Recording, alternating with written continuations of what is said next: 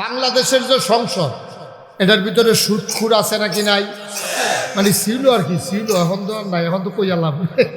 সুদখুর ছিল নাকি ছিল না? ঘুষখুর, মদখুর, কেসিনু চালায়, গান গায়, নর্তকী, গায়কী সব নিয়ে এটার ভিতরে থুবাইছে। রিডিং করতে পারেন, একজনে রিডিং করছিল, এটা আমি হইন না, 3 দিন আমার খানা বন্ধ আছে। বাংলাটারে কাইচিত কইরা বাংলায় বুধে আম্মা ডাক্তার লাগছে, মহিলা তো বাংলা শব্দটি বুধে আম্মা ডাকছে, আম্মা আমারে মাফ করে দেন, আমি আর আপনার কাছে সহাইতাম না। এমন এক রিডিং করছে, নাউজুবিল্লাহ বলতেন না? আহারে জুরে কন নাউজুবিল্লাহ। সবাই মিল্লা বুদ্ধি করছেন চেয়ারম্যানকে মেরে ফেলবেন, তো উনি তো আপনাদের টাকারও আগে এলাম এটা ধরনের কথা, যে বেড়া তোরা টেহা তো মেহনত করে কষ্ট করে রাখি, আর তোরা আমারে মারণের বুদ্ধি করতে আস, টেহা নিও, টেহা পাইবা। এই গেলাম টেহা লইয়া সম্পট সিঙ্গাপুর। দলীয় ক্যাডার যারা, তারা মানুষের উপরে নির্যাতন তো করেছেই, পুলিশ বলো দলীয় ক্যাডার বলো, ওরা ওই মানুষগুলোর, নির্যাতিত মানুষগুলোর, নিপীড়িত মানুষগুলোর অত্যাচার করতে না পেরে তাদের গরু নিয়ে গেছে, ছাগল নিয়ে গেছে। আমি এক জায়গায় খবর পাইছি টিউবওয়েলের মাথাও নিয়ে গেছে, বাড়ির টিউবওয়েলের মাথা শুদ্ধা লয়ে গেছে। আমাদের দেশে কি কারবার যে করতে আছে, এখন কইলে দেখবেন আরো মাথা গরম হয়ে যাবো। আপনি এখন যদি আমি এই প্যান্ডেলটার ভিতরে, উনি যে আমার তো মহব্বতের মানুষ, ওনার যদি আমি একটা গালি দিই, আপনি তো খুব খারাপ মানুষ, আর ভালো হইবেন কেন, আপনার বাপ বালানি, আপনি ভালো হইতেন, মনে করেন আমি করে আস্তাগফিরুল্লাহ, মনে করেন আমি বললাম আর কি ওনার, তো উনি কি করবো যে হুজুর আপনারা কিন্তু সম্মান করি, আপনার ইজ্জত দেয়, আপনি বাপ তুল্লা গালি দিয়ে না আমারে কামড়ে বলে 2টা ঘুষি দেন, কিন্তু আমার শরীরে লইতে পারবো 2 খুশি, মাশাআল্লাহ, হ্যাঁ শরীরে, হ্যাঁ যা আমার 2টা ঘুষি দেন আমি লইতাম পারা, কিন্তু আব্বা তুল্লা গালি দিয়ে না, কলজাত দিয়া লাগে, ঠিকই তো কথা তো ঠিক। কারণ ওরা বাপ তুল্লা গালি দিলে, হ্যাঁ কি করতেছেন আপনারা রসা, কালকে পরীক্ষা মুখস্থ করতেছেন পড়া, জরুরি কথা থাকলে তো একটা কথা কথা, হ্যাঁ না শেষ, ওকে আমিন ক কারে ঘুষি দিতাম কইছে আপনাকে, এই যে কথা কইছে ভাইয়া ভাইয়া কইব কেমন, কারে ঘুষি দিতাম, এই আওয়াজ শুনছে না দেখছে, আমি এত মেহনত করে আওয়াজ করতে আসি, ওনারা 2জনে আলাপ করতে আসে। আমিন কম। বাপ তুইলা গালি দিলে আপনার কাছে কি আনন্দ লাগে না কষ্ট লাগে? এটা স্বাভাবিক, এটা কোনো অন্যায় না। আমার দিলে আমার কাছে কি ভালো লাগবে নাকি, ওনার কাছে কি ভালো লাগবে নাকি? কেউ লোকে বাপের ঝগড়া, এর ফলেও কি বাপ তুল্লা গালি দিতে দিয়ে রাখবো নাকি? বেড়া ফাইজদামি করে, বেড়া বাপ তুল্লা গালি দিতে, বেড়া এই চিন্তা মরে গেছি কে তোমরা কি মনে করছো, তো এই মনে কর ঘুষা ঘুষি একটু হয়ে যেত না। কিন্তু বাপ তুল্লা গালি দিলে আপনার এত কষ্ট লাগে, কিন্তু আপনি যে আপনার নিজের বাপের নাম বদলাইলেন, সেইটা কিরকম, সেইটা কেমন কষ্ট। আপনি ভোট দিতেন গেছেন, প্রথমে নিজেরটা কইছেন, বাপের নাম কি, আব্দুল কুদ্দুস, আব্দুল কুদ্দুসের ছেলে আপনি ভোট দিয়েছেন, এর পরের বার ভোট দিতেন গেছেন জাল ভোট, জিজ্ঞেসে বাপের নাম কি, আলমগীর, আপনার বাপের নাম কুদ্দুস, কইলেন যেন আলমগীর, বাপের নিজের বাপের নাম নিজে বদলাই নিলেন, আপনি কি হেবাটার ফুট আসেননি আপনি? ঠিক কিনা কও? তোমার বাপ তুল্লা গালি দিলে তোমার কলজাত লাগে, আর তুমি যে নিজের বাপের নাম নিজে বদলাইলা 5 জন এজেন্টের সামনে, ফুলিং প্রিজাইডিং অফিসারের সামনে, আনসারে বেড়াইয়া দরজা খুলে হুন্ডালাইছে না? ঠিক কিনা কও? এই যে উনি চেয়ারম্যান সাহেবের কাছে খবর আছে, কালকে একজনই বলে কইছে 76টা দিছে, অর্থাৎ ওনার আব্বা হইল 76 জন।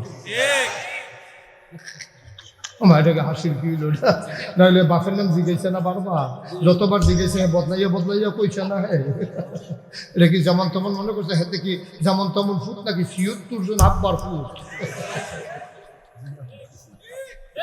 এমনি কাপড়টা উদাম করে সিহন জিগলে যে ফটফাট ফটফাট করে খিসন যাইতো তার। ঠিক কিনা কও? আমানতের খেয়ানত। এমপি হইলে আরেকবার হইব, মন্ত্রী হইলে আরেকবার হইব, চেয়ারম্যান হইলে আরেকবার হইব।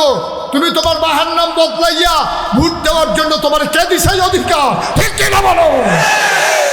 তুমি আমানতের খেয়ানত করেছ, তুমি নিজের নাম বাপের নাম বদলাইছো, তুমি কত বড় নিমক খারাপ। তোমার জন্মের ব্যাপারে তুমি প্রশ্ন সৃষ্টি করছো, কেউ সৃষ্টি করেনি, তোমারটা তুমি সৃষ্টি করছো। অহন যদি কেউ জিগায়, ও তুমি যে 2 বার 2 বাপের নাম কইলা, আসলে কার? এটা জিগাইলে কি তা কইবেন আপনি? আসলে তুমি কার ফুট? এটা জিজ্ঞেস করলে কি অন্যায় হবে? তুমি নিজের মুখে দুই বাপের নাম কইছো, নিজেই তো কইছো, তুমি কেউ কয় নাই তো তোমার। আমরা এলাকার ভাটোরার মহিলারা বোধহয় কইতে আছে 10 রাজ্য বেড়াইছে বেরিয়ে বালা এ বেরি জামাইয়ের নাম বদলাইয়া ভোট দিয়েছে না।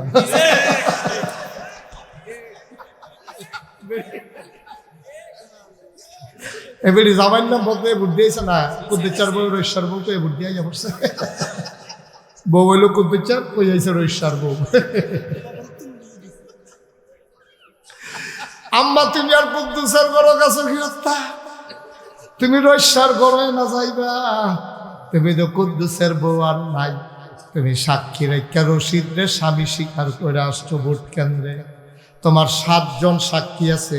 তুমি যে কইছো স্বামীর নাম রশিদ, তাইলে কুদ্দুস থেকে তুমি আলাদা, তুমি এখন রশিদের স্ত্রী, তুমি রশিদের ঘর যাও, কুদ্দুসের ঘর আর যাইও না, ঠিক কিনা? কয়টা না? কয়টা গেল? 3। 1 নম্বরে, 2 নম্বরে, 3 নম্বরে লজ্জাস্থান হেফাজত করা চান, অর্থাৎ নিজের পুরুষত্বকে ঠিক রাখা, মহিলারা মহিলার নিজেদের ইজ্জত রক্ষা করে। আল্লাহর নবী বলেন যে 2টা জিনিসের আমানতদারি আমার থেকে নেবে, তার 2 ঠোঁটের মাঝখান আর 2 পায়ের মাঝখান, অর্থাৎ যে মুখটারে ঠিক রাখতে পারবে, মিথ্যা বলবে না, আমানতের খেয়ানত করবে না, আর অবৈধ মেলামেশা করবে না, অবৈধ কাজ করবে না, এই মানুষটার জান্নাতের জিম্মাদারি আমার নবী। আবার এখানে তো আলাদা পাইনি, এখানে গেল 4 নাম্বার। কয়টা না? আমরা মুখস্থ করে ফেলবো ইনশাল্লাহ। 1 নম্বরে, 2 নম্বরে, 3 নম্বরে, 4 নম্বরে লজ্জাস্থানের হেফাজত। 5 নম্বর পেটে হারাম, পেটকে হারাম মুক্ত রাখা, হারাম থেকে হালাল, হারাম মুক্ত রাখা, হারাম থেকে মুক্ত রাখা পেট, মানে হারাম যেন পেটে না, হালাল খাবার খাবেন, হারাম খাবার খাবেন না। আবার বলো, কুত্তার গুস্ত হালাল না হারাম? শুয়োরের গুস্ত হালাল না হারাম? একটা ছাগল একবারে মারা যাইতেছে, এই ছাগলটারে বুষ্টি বাজারও জব করলে গুস্ত টানাটানি লেগে যায়, 1 কেজি গুস্ত 1200-1300 বেচা হয়। ঠিক এই ছাগলটার লগে 2টা কুত্তা কি মোটা ফুফুন্যা ফাঁসা লই আটতে পারে না, এইরকম আটতে আছে, কেউ ফিরাও চায় না, ঠিক কিনা কম? কারণ কুকুরের গুস্ত খাওয়া, ছাগলের গুস্ত খাওয়া, ছাগলের গুস্ত খাওয়া হালাল বইলা 1200 টাকা কেজি বিক্রি হয়, কুকুরের গুস্ত হারাম বইলা কোনোদিন কেউ কুকুর জব কইরা খায় নাই। এর চাইতে আরো একটা হারাম আছে, এটার নাম হলো সুদ। সুদ ফিয়ার শুকর, আপনি শুকর খাইলেও খাইতেন পারবেন, কিন্তু যদি আপনি বিপদে পড়েন, কিন্তু সুদ আপনি ফ্যাট মাটির লাগাইয়া থাকুন, দেব সুদ খাওয়া যাবে না। সুদের 70টা গোনা, সর্বনিম্ন গোনাটা যেই মায় ফেরো ধরছে, যেই মায় বুকের দুধ খাওয়াইছে, এই মাল লগেছে না,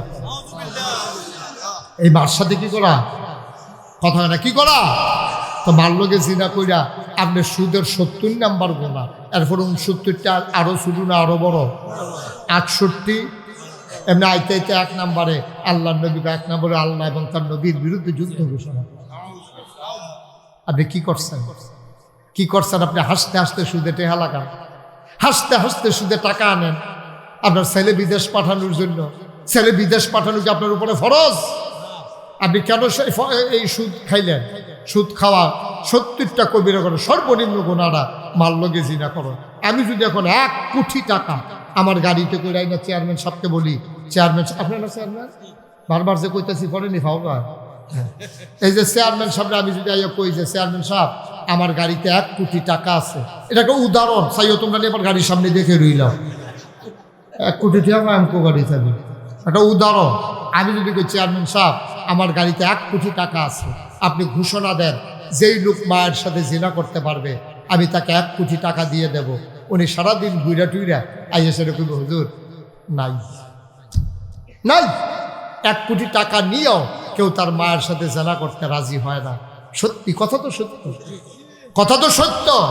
1 কোটি টাকা নিয়েও তুমি মায়ের সাথে জেনা করতে রাজি হবা না, কিন্তু তুমি হাসতে হাসতে, তুমি হাসতে হাসতে তুমি সুদে টাকা লাগাও। আমার সাথে আপনারা শুনলে, নাম শুনলে চিনা ফেলবেন, বাংলাদেশের বড় এক নেতা আমার সাথে এক গাড়িতে করে যাইতেছে।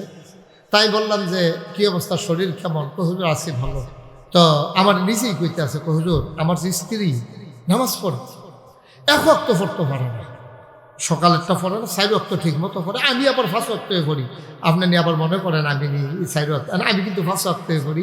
আমার স্ত্রী 4 ওয়াক্ত পড়ে, এই সবসময় ডাক দেই না, ডরে ডাক দেই না, আবার কোন সময় স্যার দেখাই না, এই ডরে আর ডাক দেই না। 4 ওয়াক্ত করে ঠিক মতো পড়ে, 1 ওয়াক্ত বাদ, আর আমি 5 ওয়াক্ত পড়ি। তাহলে এবার আপনারা বলেন নামাজ কি 4 ওয়াক্ত না 5 ওয়াক্ত? জোরে করেন, 4 ওয়াক্ত না 5 ওয়াক্ত? নবীজি ওইটাই বলছেন যে 5 ওয়াক্ত নামাজ তোমরা যদি জামাতের সাথে আদায় করে আমার কাছে আমানত রাখতে পারো, তাইলে আমি তোমাদের জন্য জান্নাতের গ্যারান্টি হয়ে গেল। তাহলে কয়টা জিনিস আমানত? 6টা। 1 নম্বরে গেল কি? নামাজ। 2 নম্বরে এই ব্যাপারে বিস্তারিত আলোচনা করা যাবে না, যেহেতু সময় আমাদেরকে জানান দিয়ে দিচ্ছে যে আমরা বেশি লম্বা সময় করতে পারবো না। আবার আরেক জায়গায় একটা মাহফিল আছে, সবাই জানেন। তো ওই ছেলেরা আমার খুব কাছে, আমার ছোট্ট ছেলে একটু আগে যে বসতো নিষ্কাত ওইদিকে আছে, আমার ছোট ছেলে, ওরা একসাথে গান শিখতো। তো প্লাবনের যারা শিল্পী ছিল, ওরা বলার পরে আমি আর না করতে পারিনি। আমি বলছি যে ঠিক আছে, যেহেতু লাইন ভালো আছে, বুষ্টি বাজার দিয়া মিয়ার বাজার দিয়া বাড়িগঞ্জ রাস্তাটা কয়দিন আগে যে গেছি, খারাপ না, খুবই আছে। এই চিন্তায় শুধু আমি রাজি হয়েছি। আর নাহলে 2 মাহফিল করা কষ্টকর। 5ই আগস্টের পরে প্রতিদিন অনেকগুলো প্রোগ্রাম, এমনও দিন গেছে 6টা প্রোগ্রামও আমি করছি একদিনে। 6টা প্রোগ্রাম, বৈষম্য বিরোধী ছাত্র আন্দোলনের প্রোগ্রাম, ডিসি সাহেবের সাথে প্রোগ্রাম, এই এসপি সাহেবের সাথে, হিন্দুদের সাথে প্রোগ্রাম। তারা খুব নিরাপত্তা এই অভাব বোধ করতেছিল, তাদেরকে সান্ত্বনা দেওয়ার জন্য। আর মাহফিল যেটি রাখছিলাম এটি তো আসেই, মিলিয়ে জিলিয়ে একদিনে 6টা প্রোগ্রামও করা লাগছে। এখনও 2টা 3টা করে করা লাগে, সময় খোলানো যায় না। মানুষের ভালোবাসা এমনই জিনিস, কারণ লাভ does not keep A record of রং। ভালোবাসা ভুলের হিসাব রাখে না। তো এই জন্য ভালোবাসার কারণে কষ্ট সহ্য করে হলেও আশা লাগে। আল্লাহ যেন আপনাদের এই আশা বসাকে কবুল করে, সবাই কোনা আমিন। কিন্তু যদি জান্নাতের গ্যারান্টিটা নিয়ে যেতে পারি, তাইলে আজকে আশাটা সার্থক। যারা কুয়াশার ভিতরে বসে আছে তাদেরও কোনো সমস্যা নেই, কারণ আপনার একটা জিনিস পেয়ে গেছে। জান্নাত যদি পেয়ে যান, এরপরে আর কি চিন্তা আছে কর? তাইলে 1 নম্বরে হলো নামাজ। কথা মনে থাকবে ইনশাআল্লাহ? আমরা পারবো না ইনশাআল্লাহ? ঈমান আনার পরে সবচেয়ে বড় কাজ মুসলমানের যেটা, এটার নাম হলো নামাজ। আপনি পুনে আপনি ঈমান আনছেন, 1টার সময় আজান দিছে, আপনার প্রথম কাজ হলো নামাজ। আল্লাহ রসুল বলেছেন, মান তারাকা সালাতা মুতাআম্মিদান ফাকাদ কাফারা। ইচ্ছাকৃতভাবে নামাজকে যদি কেউ ছেড়ে দেয়, অর্থাৎ ইচ্ছাকৃত ছেড়ে দেওয়া মানে নামাজকে অস্বীকার করে ফেলা, এটা যদি কেউ করে ফেলে তাইলে কি হবে? মান তারাকা সালাতা মুতাআম্মিদান ফাকাদ কাফারা। ইচ্ছাকৃত নামাজ ছেড়ে দেওয়ার কারণে মানুষটা ঘোষণা ছাড়াই কাফের হয়ে যাবে। আফসোস হচ্ছে, পরনের লুঙ্গি খুলে গেলে যার গেল সেও টের পায়, যার সামনে গেল সেও দেখতে পায়। কিন্তু ঈমান এমন একটা জিনিস, যার গেল সেও টের পায় না, যাদের সামনে গেল তারাও টের পায় না। ঠিক কিনা? ঈমান সাংঘাতিক জিনিস, অত্যন্ত সূক্ষ্ম একটা জিনিস। 2 নম্বরে হচ্ছে যাকাত। এই যাকাত আদায় করা। এখন আমি যদি কই আপনি যাকাত দেন, বুঝলো সারা বছর কিন্তু যাকাত দিই, সেদিন ভিক্ষা দিলাম, তারপরে হেতার একটা লুঙ্গি কিনা দিলাম, হেতার মাইয়ার বিয়ার বিদে টেহা দিলাম, এটার নাম যাকাত না তো ভাই। আপনি যাকাত বুঝেন না। যাকাত মানে হচ্ছে আপনি সম্পদ হিসাব করে সুন্দর করে শতকরা 2.5 টাকা হারে বছরে একবার, 100 টাকায় 2.5 টাকা বছরে একবার আল্লাহর রাস্তায় ফরজ মনে করে খুশি মনে আদায় করা, এটারে কয় যাকাত। আপনি মসজিদে যদি টাকা না দেন, আপনি গুনাহগার হবেন না। আপনি একজনের দান চাইছে, ভিক্ষা চাইছে, আপনি দিলেন না, আপনি গুনাহগার হবেন না। কিন্তু আপনি যদি যাকাত ছেড়ে দেন, তাইলে আপনি সাথে সাথে আপনি কবিরা গুনাহ আপনার হয়ে যাবে। ঠিক কিনা? তো যাকাত আমাদের তারা দিতে গিয়া নানান কায়দা কৌশল করে, অনেক কৌশল করে। যাকাত দিতে গিয়ে আপনি যৌথ পরিবার, তাইলে যৌথ সম্পদ একসাথে আছে, তখন আপনি হিসাব করবেন একরকম, বিচ্ছিন্ন হয়ে গেলে হিসাব আরেক। মনে করেন আপনার স্ত্রী, আপনার 5 ছেলে, স্ত্রীর সম্পদও আছে, অলংকার আছে, আবার 5 জন ছেলের যে বিয়ে করাইছে, প্রত্যেক বউয়ের 4-5 ভরি করে স্বর্ণ আছে। সব দিকে তো একখানে হিসাব করে না, কারণ আলগা আলগা করতেন পারতেন না। কারণ তো আপনি এক চুলায় খান, একসাথে থাকেন, একসাথে কুরবানি দেন, এক সংসার করেন। তা আমরার খাসিয়তা তো খারাপ। আমরার তারা করে কি বুঝছেন, যখন খাওয়ার সময় হয় তখন হিসাব একরকম, যখন দেওয়ার সময় হয় তখন হিসাব আরেক রকম। এটা আমার অভিজ্ঞতা হয়েছে গত বন্যায় যখন আমি 15 দিন আমার পরিবার থেকে আমি বিচ্ছিন্ন ছিলাম। আমি সাহায্য সহযোগিতা মানুষকে করেছি, বিভিন্ন বাড়িতে বাড়িতে গিয়া পানি ভাঙ্গা বুক সমান কোমর সমান পানি ভাঙ্গা সাহায্য দিতাম গেছি। তা আমি একদিন জিজ্ঞেসি, আগামীকালকে মসজিদে সবাই আসবেন, সবাইকে সাহায্য দেওয়া হবে। তো একবার জিজ্ঞেসি, আপনার কয় ঘর? হুজুর আর 7 ঘর। কয় ঘর? আমি 7 ঘর কেমনে? কয় আমার 7 ছেলে 5 ঘর, আমি আমার ওয়াইফ। হ্যাঁ সব। আমি আপনার ওয়াইফ কি আপনার জুদা? কাজ 3 বছর ধরে না 3 বছর ধরে মিলে আপনার বউয়ের লোকে আলগা খায়। এখন তারা জামাই বউয়ের 2 ঘর আর ফাস্ট ফুডে 5 ঘর, মিলেই হয়েছে কয় ঘর? সর্বোচ্চ কি পাবে? 1 মুঠ চিরা, একটু গুড়, খাবার, স্যালাইন, মোমবাতি। এটার লেগে আবার নিজের ঘরটারে ভাঙ্গিয়া খান করে লাইছে, এবার 7 ঘর বানাই দিছে। এই দিন শুক্রবারে আমি আবার জমার খুতবা দেই তো। তা আমি যে গেলাম, আমরা যারা এখানে আছি সব পরিবার আমরা মসজিদে 500 টাকা করে দেব। তা হেবারে জিজ্ঞেস, আপনার কয় পরিবার? 1 পরিবার। চেয়ারম্যান সব কারবারটা বুঝছেন আপনি? আমরা চেয়ারম্যানই করে গেছেন, এই মাইনখাসি ফাত করছেন না। নেওয়ানোর সময় কয় ঘর? কথা কথা কয় ঘর? আর দেওয়ার সময় আহারে মুসলমান, আহারে মুসলমান, আহারে মুসলমান। আপনি পারলেন আমরা সেই মুসলমান। 1 মুঠ চিরা পাওয়ার জন্য, 5 কেজি গম পাওয়ার জন্য নিজের স্ত্রীর শুদ্ধ আলগা করে দিছে, জুদা করে দিছে। আজ 3 বছর ধরে মিলে আলগা খায় তারা 2 জন। আর দেওয়ার সময় সবাই মিলে হয়ে যায় আংক্ষর। আপনি যখন জাকাত দেবেন তখন যদি যৌথ পরিবার হন, আপনার ছেলের বউয়ের অলংকার, আপনার ছেলের সম্পদ, আপনার সম্পদ, স্ত্রীর অলংকার সবগুলো একসাথে হিসাব করে তারপরে জাকাত দিয়ে দেবেন। আলাদা আলাদা করলে জাকাত না দিলেও চলবে, এমন অনেক পরিবার আছে, ঠিক কিনা কর?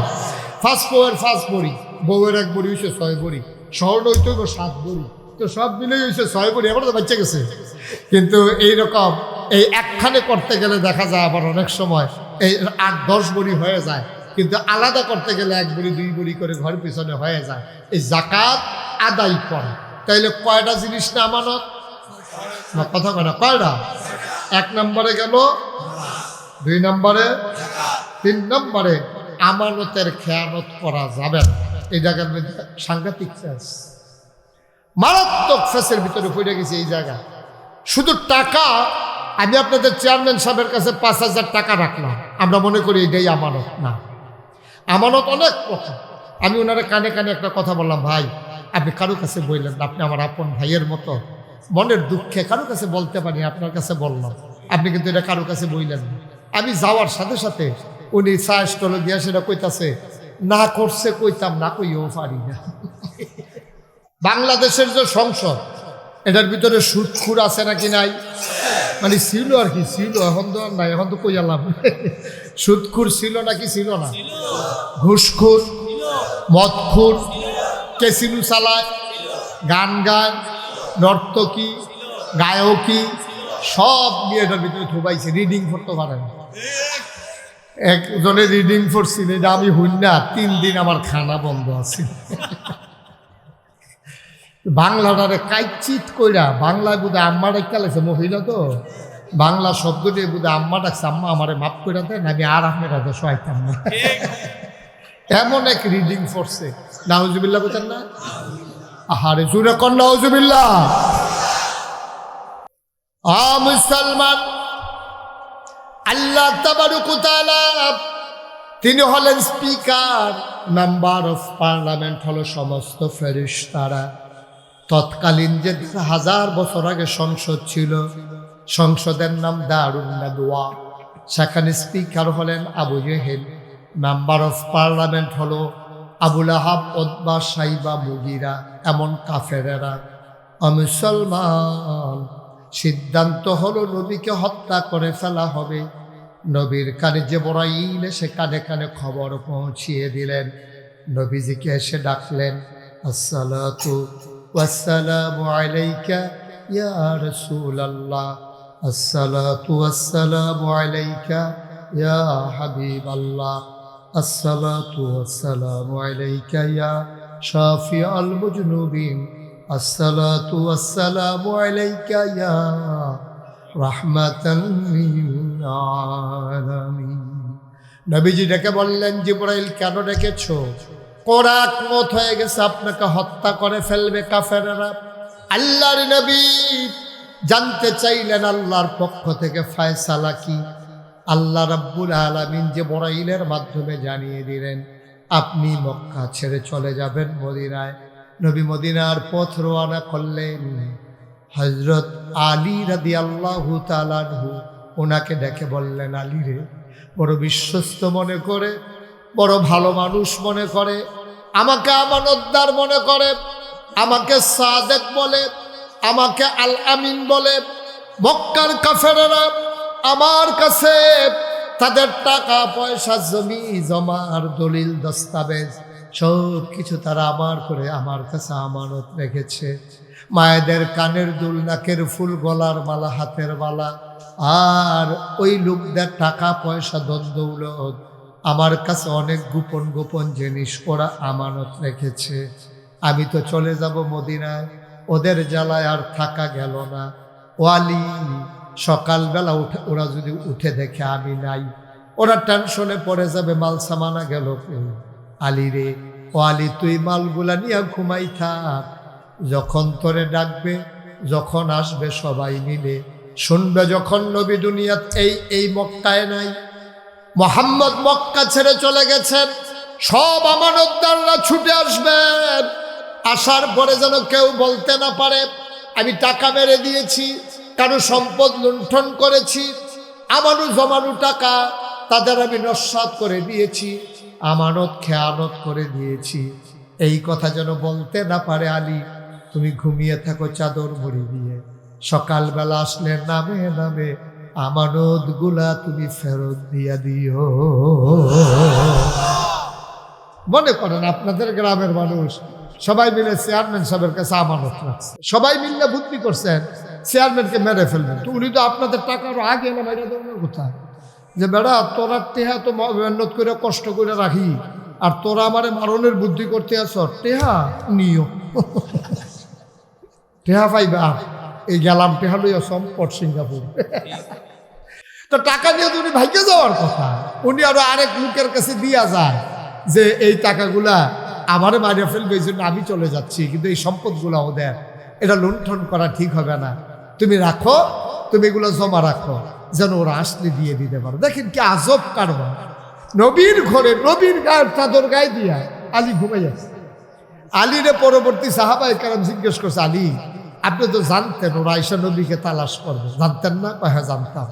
তা আপনারে না পাইলে যে এই নবীজিকে না পাইলে আপনারে ফাইয়া যে কটা পিটাইবে, এটা কি মিথ্যা কথা? আপনি এটা বুঝেন নাই যে যখন দেখবে যে নবী নাই আর ওই জায়গায় আপনারে পাবে, কেমন মাইটটা হবে, আপনি এটা বুঝেন নাই?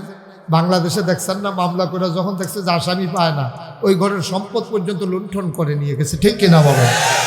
দলীয় ক্যাডার যারা, তারা মানুষের উপরে নির্যাতন তো করেছেই, পুলিশ বলো, দলীয় ক্যাডার বলো, ওরা ওই মানুষগুলোর, নির্যাতিত মানুষগুলোর, নিপীড়িত মানুষগুলোর অত্যাচার করতে না পেরে তাদের গরু নিয়ে গেছে, ছাগল নিয়ে গেছে। আমি এক জায়গায় খবর পাইছি টিউবওয়েলের মাথাও নিয়ে গেছে, বাড়ির টিউবওয়েলের মাথা শুদ্ধ লয়ে গেছে। তাহলে আলী, তোমার কাছে কি ভয় লাগে নাই যে যখন ওরা নবীকে পাবে না আয়েশা যে তোমাকে মারবে, তুমি এটা বুঝো নাই? আমি বুঝছিলাম নবীরা না পাইলে আমার উপর অত্যাচার করবে, কিন্তু নবী যাওয়ার আগে একটা কথা বলে গিয়েছিল, এই কথাটা বলার কারণে আমার আর ভয় লাগে নাই। কয় কি বলছিল নবীজি? বলছিল, আলী রে তুই থাক, আমি যাই, অল্প সময়ের ব্যবধানে তোর সাথে আমার দেখা হবে। সুবহানাল্লাহ। সামান্য সময়ের ব্যবধানে তোর সাথে আমার দেখা হয়ে যাবে, সাক্ষাৎ হয়ে যাবে। এই কথাটা নবী বলার পরে পরে আমার একটা ওভার কনফিডেন্স, আমার একটা আত্মবিশ্বাস কাজ করেছে। নবী যেহেতু বলেছে দেখা হবে, কাফেরারা আমাকে মেরে ফেলতে পারবে না, এটা আমি নিশ্চিত ছিলাম।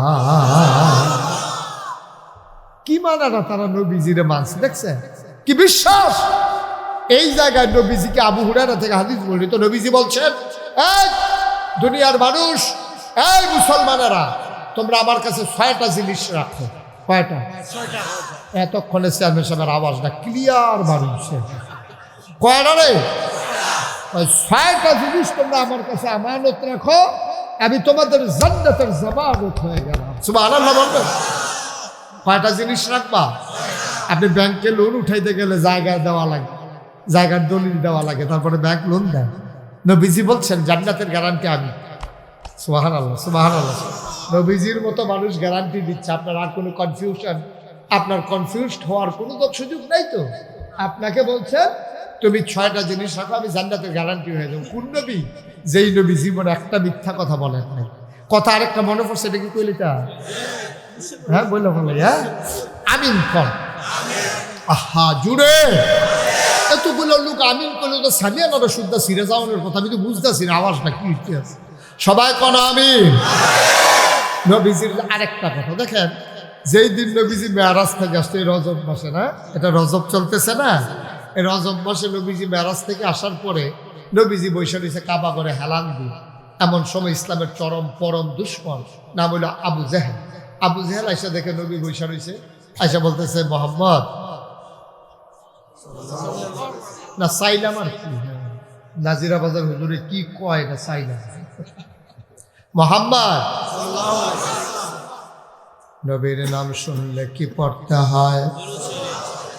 2-1 না 12 2-1 না প্রতিদিন, 2-1 সপ্তাহ না প্রতি সপ্তাহ, 2-1 মাস না 12 মাস আমরা পড়ব সাল্লাল্লাহু আলাইহি ওয়াসাল্লাম। অভাটনার মুসলমান মন দিয়ে শুনো, আল্লাহ নবী মুহাম্মদুর রাসূলুল্লাহ সাল্লাল্লাহু আলাইহি ওয়াসাল্লাম উনি বসে আছেন কাবার ঘরে হেলান দিয়া। ইসলামের চরম পরম দুশ্মন আবু জেহেল এসে কয়, তুমি তো এক দিন এক নতুন কথা বলো, আজকে তোমার কাছে কোনো নতুন কথা আছে নাকি? সুবহানাল্লাহ বলবেন। তুমি একবার উঠা কও তুমি নাকি নবী। বেড়া কি কইতাম, আমার মতো চাচা থাকতে বুঝ জ্ঞান ভালো, এলাকার সর্দার, ছেলে মেয়েও আছে, টাকা পয়সাও আছে, আল্লাহ আমারে দেখে না, তোমারে বানাইছে নবী, তোমার বাপ নাই মা নাই, দাদা ছিল এটাও মারা গেছে, তারপরে টাকা নাই পয়সা নাই, বিয়া কইরা সেটা গেছো আরেক বেড়ি রেহানো গিয়া ঘর জামাই রইছ, স্ত্রীর ঘরে গিয়া নিজের ঘর বানাই ফেলছ, আর সেই জায়গায় থাইকা ওনার থেকে যা পাইছিলে এইগুলো খরচ করে ফেলছ, সেই খাদিজার ঘরে থাইকা তুমি নিজেরে সব কিছু বিলীন করে দিলা, বিলাই দিলা মানুষের মাঝে। আর আমার টাকাওয়ালা, আমি পয়সাওয়ালা, তোমার মুরব্বী, তোমার চাচা, আমার আল্লাহ নবী বানায় না, তোমার নবী বানায়, কি কইতামা তো নবী যুগ আপনারা বানায় না কি রে, আপনার জন্য তো দুঃখ, আপনি আল্লাহর মতো কথা কর না, তো এত হয় যে বানায় ওনার সাথে ডাইরেক্ট আলাপ করলে আমার হুজুর কই আলাপ কি, আমার তো হাত নাই, আমি নিজে ইচ্ছে করে নবী হই নাই, নবী আল্লাহ আমাকে বানাইছে। সুবহানাল্লাহ বলবেন না? নবীকে ইচ্ছা করলে হওয়া যায় বা কথা কেনা হওয়া যায়, আমি তো জোর করে নবী হই নাই। আচ্ছা ঠিক আছে, তুমি যা বলছো বলছো, নতুন আজকে কোনো কথা আছে? কই জি আজকে একটা নতুন খবর। এমন সময় আপনি জিজ্ঞেস করছেন গত রাত্রেই ঘটনা ঘটছে। কই কি ঘটনা ঘটছে? কই গত রাত্রে আমি ঘুমিয়েছিলাম আমার ফুফুর ঘরে। ফুফুর ঘরে যখন ঘুমিয়ে আছি, আমার জিব্রাইল এসে ডাক দিছে মোহাম্মদ। মাশাআল্লাহ, সচেতন শ্রোতা, থ্যাংক ইউ। আপনি মোবাইলটা নামান, এটা বলা হয়েছে আর আগে আরেকবার। আমিন কর। বলছে যে মোহাম্মদ তুমি তো নতুন নতুন, জিব্রাইল এসে কয় মোহাম্মদ ইয়া একটা উঠো উঠো উঠো, তো আমি লাভ দিয়ে উঠছি। আমার বলে ঠান্ডা পানি দিয়ে উজু করো। উজু করার পরে আমার হাতে ধরে ধরে টানতে টানতে নিয়ে গেছে কাবার কেনারে, কাবার চত্বরে শোয়াইয়া এই বুকের কাছ থেকে একেবারে গলার কাছ থেকে ছো করে একটা পুষ দিয়া আমার নাভি পর্যন্ত কেটে ফেলছে, সবগুলো হাড় কাইটা আমার এই পাঁজরগুলো উল্টাইয়া ভেতরে হাত দিয়া কাল বের করে এটারে ইয়া দিয়ে ধুইয়া হড়, এটারে জমজমের পানি দিয়ে ধুইয়া ভেতরে দিয়া হাড়গুলো সোজা করে আবার টান টান করে চামড়া সিলাইতে আমার চাচা উঠাইছে বোরাকের উপরে। এই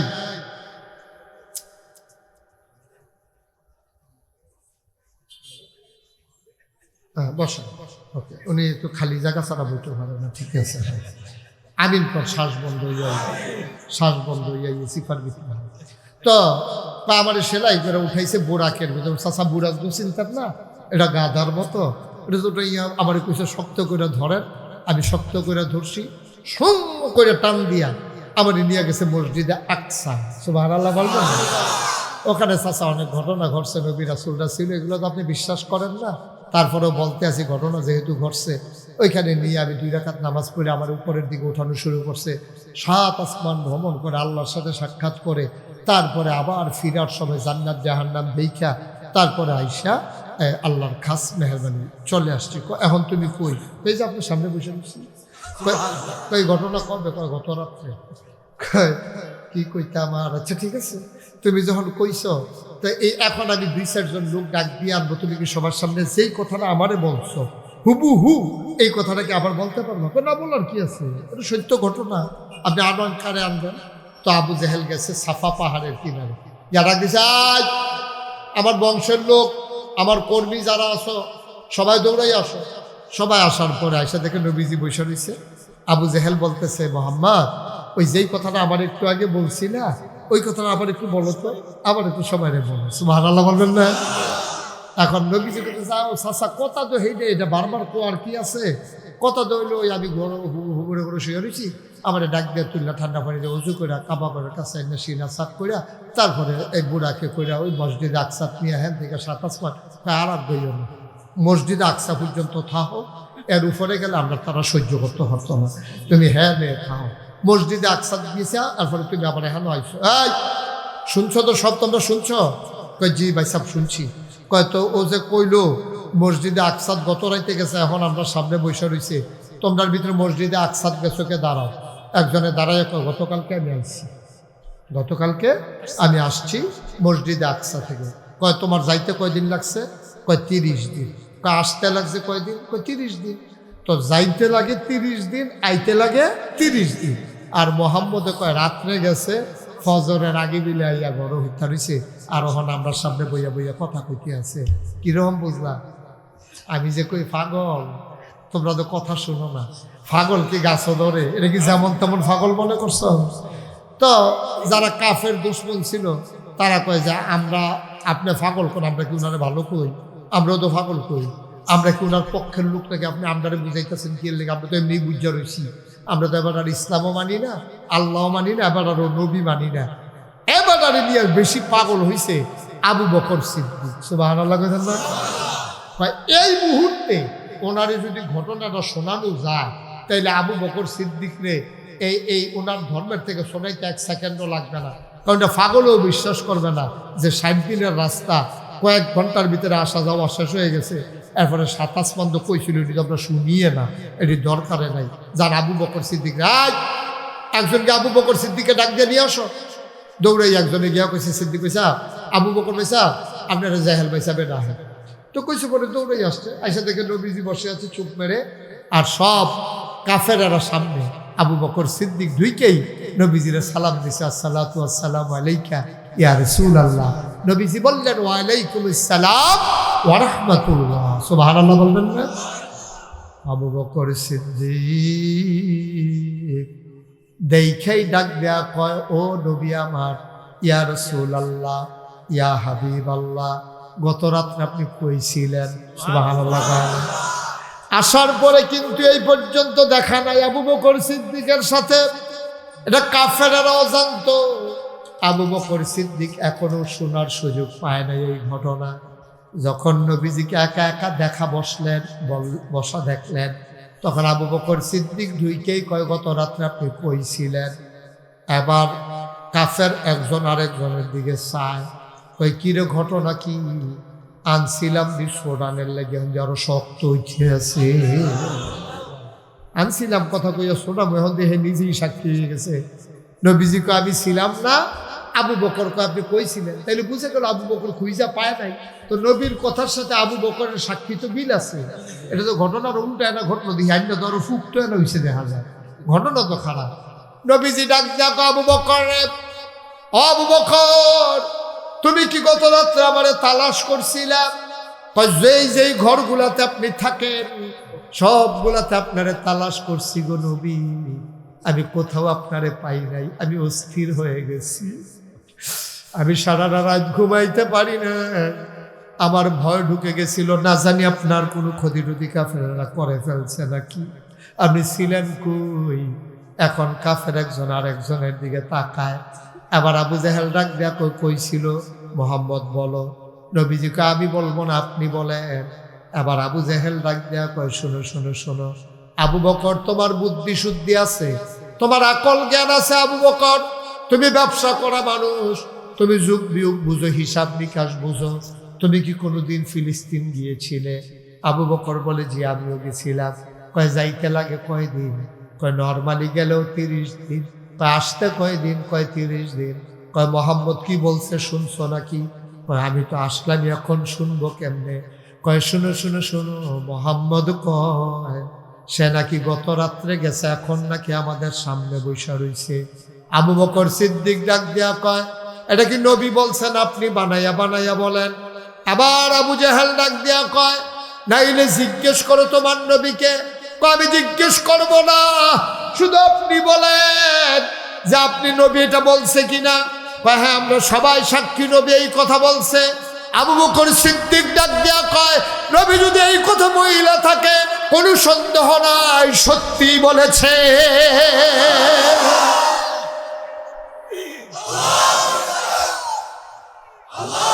এতে কোনো সন্দেহ নাই, অবশ্যই তিনি গিয়েছেন। আবার কাফেরেরা কয় আবু বকর তোমারও কি মাথাটা গেল? কয় কেন? কয় 60 দিনের রাস্তা একজন মানুষ এত তাড়াতাড়ি আসা যাওয়া করে কেমনে? আল্লাহর নবী দিকে আবু বকর তাকাইয়া মুচকি হাসি দিয়া কয় ও মক্কার কাফেরেরা শোনো, যেই নবীজি বলছে এক আল্লাহ, কোনোদিন আল্লাহ দেখি নাই, এই আল্লাহ আছে শুই না, সাথে সাথে আল্লাহ মেনে নিলাম। কোনোদিন পরকাল কারে কয় বুঝি নাই, স্বীকার করে নিলাম। ফেরেশতা দেখি নাই, ফেরেশতা মেনে নিলাম। পূর্বে আরো নবী ছিল তাও মেনে নিলাম। যেই নবীর কথা শুনে আল্লাহকে না দেখে আল্লাহ মেনে নিলাম, নবীর কথা শুনলাম, জাহান্নাম জান্নাত মেনে নিলাম, ফেরেশতা বিশ্বাস করে নিলাম। এই নবী বলছে শুধু ফিলিস্তিন গেছে, এই নবীর কথা শুই না বিশ্বাস করব না, এটা কেমনে মনে করো? এই সব নবীর সব কথা বিশ্বাস করতে পারছি, নবী ফিলিস্তিন না গিয়া ফিলিস্তিন গেছে এই কথা বলার নবীর কোনো ঠেকা নাই, ঠিক কিনা? আল্লাহ নবী আস্তে করে উঠে আসলেন। তিনি উঠে এসে আবু বকর সিদ্দিককে শক্ত করে জড়াইয়া ধরে কপালে চুমু দিয়ে কয় আবু বকর তুমি এখন থেকে শুধু আবু বকর না, তুমি এখন থেকে আবু বকর সিদ্দিক। সুবহানাল্লাহ বলবেন না? চিন্তা করে দেখছেন নবীর কথা। এখন আল্লাহর নবী বলছেন কয়টা জিনিস আমানত? হ্যাঁ, সচেতন শ্রোতা কয় 6টা জিনিস তোমরা রাখো আমার কাছে, আমি তোমাদের জান্নাত রেখে দেব। কিয়ামতের ময়দানে আমার থেকে তোমরা জান্নাতটা বুঝে নিও। কিয়ামতের ময়দানে আমার থেকে জান্নাতটা বুঝে নিও, এটা আমি জিম্মাদার হয়ে গেলাম। সাহাবারা কই ইয়া রাসূলুল্লাহ আপনি বলেন বলেন তাড়াতাড়ি বলেন, আমরা মানতে রাজি আছি। 6টা জিনিস কি কি রাখতে হবে বলেন? 1 নম্বরে 5 ওয়াক্ত নামাজ। 1 নম্বরে কি কথা না? কয় ওয়াক্ত নামাজ? 5 ওয়াক্ত। ওই দিন আমার সাথে আপনারা শুনলে নাম শুনলে চিনে ফেলবেন, বাংলাদেশের বড় এক নেতা আমার সাথে এক গাড়িতে করে যাইতেছে। তাই বললাম যে কি অবস্থা, শরীর কেমন? হুজুর আছি ভালো। তো আমার নিজেই কইতে আছে হুজুর আমার যে স্ত্রী নামাজ পড়ে 1 ওয়াক্ত পড়তে পারে না, সকালেরটা পড়ে না, 4 ওয়াক্ত ঠিক মতো পড়ে, আমি আবার 5 ওয়াক্তই পড়ি। আপনি আবার মনে করেন আমি 4 ওয়াক্ত, আমি কিন্তু 5 ওয়াক্তই পড়ি। আমার স্ত্রী 4 ওয়াক্ত পড়ে। এই সবসময় ডাক দেই না, ডরে ডাক দেই না, আবার কোন সময় স্যার দেখাই না, এই ডরে আর ডাক দেই না। 4 ওয়াক্ত করে ঠিক মতো পড়ে, 1 ওয়াক্ত বাদ, আর আমি 5 ওয়াক্ত পড়ি। তাহলে এবার আপনারা বলেন নামাজ কি 4 ওয়াক্ত না 5 ওয়াক্ত? জোরে করেন, 4 ওয়াক্ত না 5 ওয়াক্ত? নবীজি ওইটাই বলছেন যে 5 ওয়াক্ত নামাজ তোমরা যদি জামাতের সাথে আদায় করে আমার কাছে আমানত রাখতে পারো, তাইলে আমি তোমাদের জন্য জান্নাতের গ্যারান্টি হয়ে গেল। তাহলে কয়টা জিনিস আমানত? 6টা। 1 নম্বরে গেল কি? নামাজ। 2 নম্বরে এই ব্যাপারে বিস্তারিত আলোচনা করা যাবে না, যেহেতু সময় আমাদেরকে জানান দিয়ে দিচ্ছে যে আমরা বেশি লম্বা সময় করতে পারবো না। আবার আরেক জায়গায় একটা মাহফিল আছে, সবাই জানেন। তো ওই ছেলেরা আমার খুব কাছের, আমার ছোট্ট ছেলে একটু আগে যে বসে নিষ্কাত ওইদিকে আছে, আমার ছোট ছেলে, ওরা একসাথে গান শিখতো। তো প্লাবনের যারা শিল্পী ছিল, ওরা বলার পরে আমি আর না করতে পারিনি। আমি বলছি যে ঠিক আছে, যেহেতু লাইন ভালো আছে, বুষ্টি বাজার দিয়া মিয়ার বাজার দিয়া বাড়িগঞ্জে রাস্তাটা কয়েকদিন আগে যে গেছি, খারাপ না, পুরী আছে। এই চিন্তায় শুধু আমি রাজি হয়েছি। আর নাহলে 2 মাহফিল করা কষ্টকর। 5ই আগস্টের পরে প্রতিদিন অনেকগুলো প্রোগ্রাম, এমনও দিন গেছে 6টা প্রোগ্রামও আমি করছি একদিনে। 6টা প্রোগ্রাম, বৈষম্য বিরোধী ছাত্র আন্দোলনের প্রোগ্রাম, ডিসি সাহেবের সাথে প্রোগ্রাম, এই এসপি সাহেবের সাথে, হিন্দুদের সাথে প্রোগ্রাম। তারা খুব নিরাপত্তা অভাব বোধ করতেছিল, তাদেরকে সান্ত্বনা দেওয়ার জন্য। আর মাহফিল যেটি রাখছিলাম এটি তো আসেই, মিলিয়ে জিলিয়ে একদিনে 6টা প্রোগ্রামও করা লাগছে।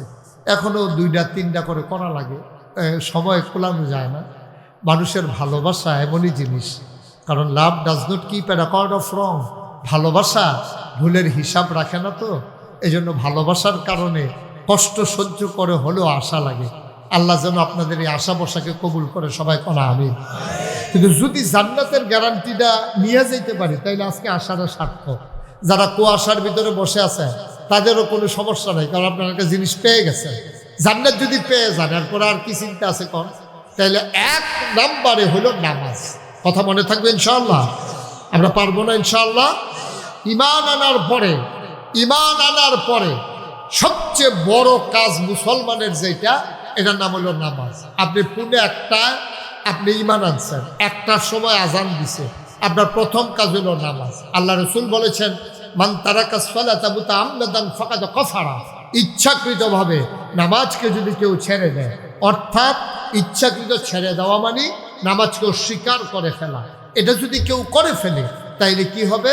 মান তারাকা সালাতা মুতাআম্মিদান ফাকাদ কাফারা। ইচ্ছাকৃত নামাজ ছেড়ে দেওয়ার কারণে মানুষটা ঘোষণা ছাড়াই কাফের হয়ে যাবে। আফসোস হচ্ছে, পরনের লুঙ্গি খুলে গেলে যার গেল সেও টের পায়, যার সামনে গেল সেও দেখতে পায়। কিন্তু ঈমান এমন একটা জিনিস, যার গেল সেও টের পায় না, যাদের সামনে গেল তারাও পায় না। ঠিক কিনা? ঈমান সাংঘাতিক জিনিস, অত্যন্ত সূক্ষ্ম একটা জিনিস। 2 নম্বরে হচ্ছে যাকাত। এই যাকাত আদায় করে। এখন আমি যদি কই আপনি যাকাত দেন, বুঝলো সারা বছর কিন্তু যাকাত দিই, সেদিন ভিক্ষা দিলাম, তারপরে হেতার একটা লুঙ্গি কিনা দিলাম, হেতার মাইয়ার বিয়ার বিদে টেহা দিলাম, এটার নাম যাকাত না তো ভাই। আপনি যাকাত বুঝেন না। যাকাত মানে হচ্ছে আপনি সম্পদ হিসাব করে সুন্দর করে শতকরা 2.5 টাকা হারে বছরে একবার, 100 টাকায় 2.5 টাকা বছরে একবার আল্লাহর রাস্তায় ফরজ মনে করে খুশি মনে আদায় করা, এটারে কয় যাকাত। আপনি মসজিদে যদি টাকা না দেন, আপনি গুনাহগার হবেন না। আপনি একজনের দান চাইছে, ভিক্ষা চাইছে, আপনি দিলেন না, আপনি গুনাহগার হবেন না। কিন্তু আপনি যদি যাকাত ছেড়ে দেন, তাইলে আপনি সাথে সাথে আপনি কবিরা গুনাহ আপনার হয়ে যাবে। ঠিক কিনা? তো যাকাত আমাদের তারা দিতে গিয়া নানান কায়দা কৌশল করে, অনেক কৌশল করে। যাকাত দিতে গিয়ে আপনি যৌথ পরিবার, তাইলে যৌথ সম্পদ একসাথে আছে, তখন আপনি হিসাব করবেন একরকম, বিচ্ছিন্ন হয়ে গেলে হিসাব আরেক। মনে করেন আপনার স্ত্রী, আপনার 5 ছেলে, স্ত্রীর সম্পদও আছে, অলংকার আছে, আবার 5 জন ছেলের যে বিয়ে করাইছে, প্রত্যেক বউয়ের 4-5 ভরি করে স্বর্ণ আছে। সব দিকে তো একখানে হিসাব করে না, কারণ আলগা আলগা করতেন পারতেন না। কারণ তো আপনি এক চুলায় খান, একসাথে থাকেন, একসাথে কুরবানি দেন, এক সংসার করেন। তা আমরার খাসিয়তা তো খারাপ। আমরার তারা করে কি বুঝছেন, যখন খাওয়ার সময় হয় তখন হিসাব একরকম, যখন দেওয়ার সময় হয় তখন হিসাব আরেক রকম। এটা আমার অভিজ্ঞতা হয়েছে গত বন্যায় যখন আমি 15 দিন আমার পরিবার থেকে আমি বিচ্ছিন্ন ছিলাম। আমি সাহায্য সহযোগিতা মানুষকে করেছি, বিভিন্ন বাড়িতে বাড়িতে গিয়া পানি ভাঙ্গা ভাঙ্গা, বুক সমান কোমর সমান পানি ভাঙ্গা সাহায্য দিতাম গেছি। তা আমি একদিন জিজ্ঞেছি, আগামীকালকে মসজিদে সবাই আসবেন, সবাইকে সাহায্য দেওয়া হবে। তো একবার জিজ্ঞেছি, আপনার কয় ঘর? হুজুর আমি 7 ঘর। কয় ঘর? আমি 7 ঘর কেমনে? কয় আমার 7 ছেলে 5 ঘর, আমি আমার ওয়াইফ। হ্যাঁ সব। আমি আপনার ওয়াইফ কি আপনি তো জুদা কাজে 3 বছর ধরে না 3 বছর ধরে মিলে আপনার বউয়ের লোকে আলগা খায়। এখন তারা জামাই বউয়ের 2 ঘর আর ফাস্ট ফুডে 5 ঘর মিলেই হয়েছে কয় ঘর। সর্বোচ্চ কি পাবে? 1 মুঠ চিরা, একটু গুড়, খাবার, স্যালাইন, মোমবাতি, এটার লেগে আবার নিজের ঘরটারে ভাঙ্গিয়া খান খান করে লেছে, এবার 7 ঘর বানাই দিচ্ছে। এই দিন শুক্রবারে আমি আবার জমার খুতবা দেব, তা আমি যে গেলাম, এই আমরা যারা এখানে আছি সব পরিবার আমরা মসজিদে 500 টাকা করে দেব। তা হেবারে জিগেছে আপনার কয় পরিবার? 1 পরিবার। চেয়ারম্যান সব কারবারটা বুঝছেন আপনি? আমরা চেয়ারম্যানই করে গেছেন, এই মাইনখা সিফাত করছেন না। অন্যের সময় কয় ঘর কথা কয় না, কয় ঘর। আর দেওয়ার সময় আহারে মুসলমান, আহারে মুসলমান, আহারে মুসলমান। আপনি পারলেন, আপনি পারলেন। আমরা সেই মুসলমান 1 মুঠ চিরা পাওয়ার জন্য, 5 কেজি গম পাওয়ার জন্য নিজের স্ত্রীর শুদ্ধ আলগা করে দিছে, জুদা করে দিছে। আজ 3 বছর ধরে মিলে আলগা খায় তারা 2 জন। আর দেওয়ার সময় সবাই মিলে হয়ে যায় আংক্ষর। আপনি যখন জাকাত দেবেন তখন যদি যৌথ পরিবার হন, আপনার ছেলের বউয়ের অলংকার, আপনার ছেলের সম্পদ, আপনার সম্পদ, স্ত্রীর অলংকার সবগুলো একসাথে হিসাব করে তারপরে জাকাত দিয়ে দেবেন। আলাদা আলাদা করলে জাকাত না দিলেও চলবে, এমন অনেক পরিবার আছে, ঠিক কিনা কর। 5 বউয়ের 5 বড়ি, বউয়ের 1 বড়ি হয়েছে 6 বড়ি, শহর হইতে 7 বড়ি, তো সব মিলেই হয়েছে 6 বড়ি। এবার তো বাচ্চা গেছে। কিন্তু এইরকম এই একখানে করতে গেলে দেখা যায় আবার অনেক সময় এই 8-10 বড়ি হয়ে যায়, কিন্তু আলাদা করতে গেলে 1 বড়ি 2 বড়ি করে ঘর পিছনে হয়ে যায়। এই জাকাত আদায় করে তাইলে কয়টা জিনিস না আমানত? কথা কয় না, কয়টা?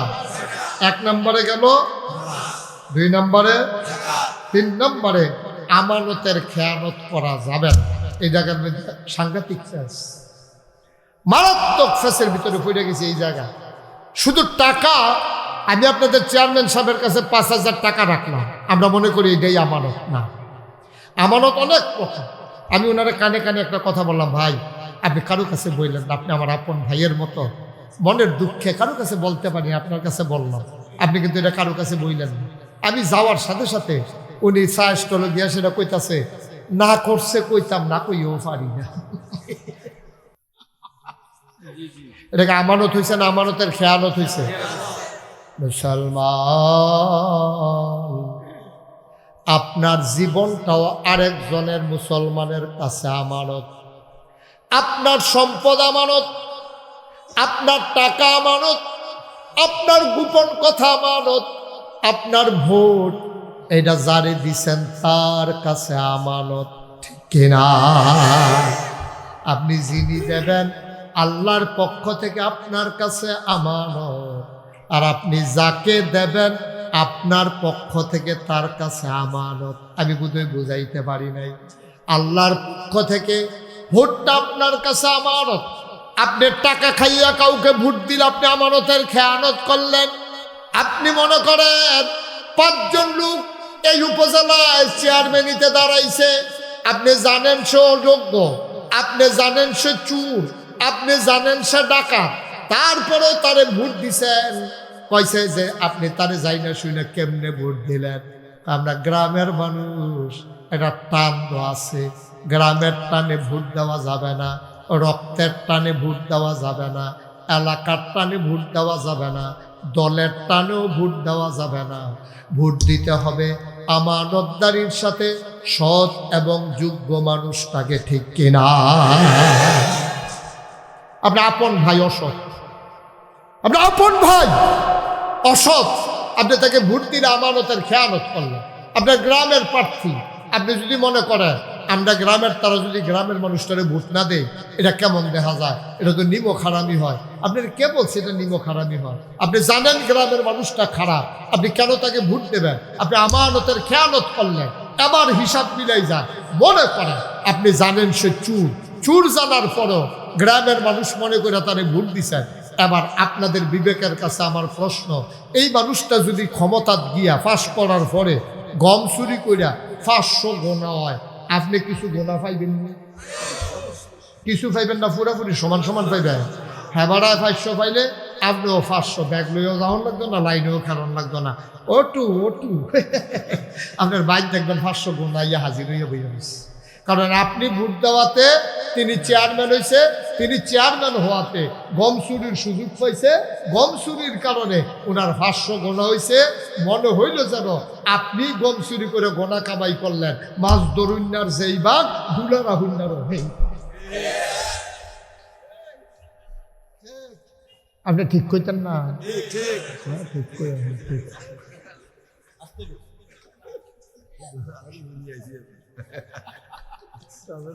ঠিক কিনা কও? আপনার একটু চিন্তা করতেন না? একটু চিন্তা করবেন না? আপনি কবরে যাবেন না? আপনি থাকবেন এই দুনিয়ায়? আল্লাহ কত বড় আমানত রাখছে। আমাদের দেশে কি কারবার যে করতে আছে, এখন কইলে দেখবেন আরো মাথা গরম হয়ে যাবো।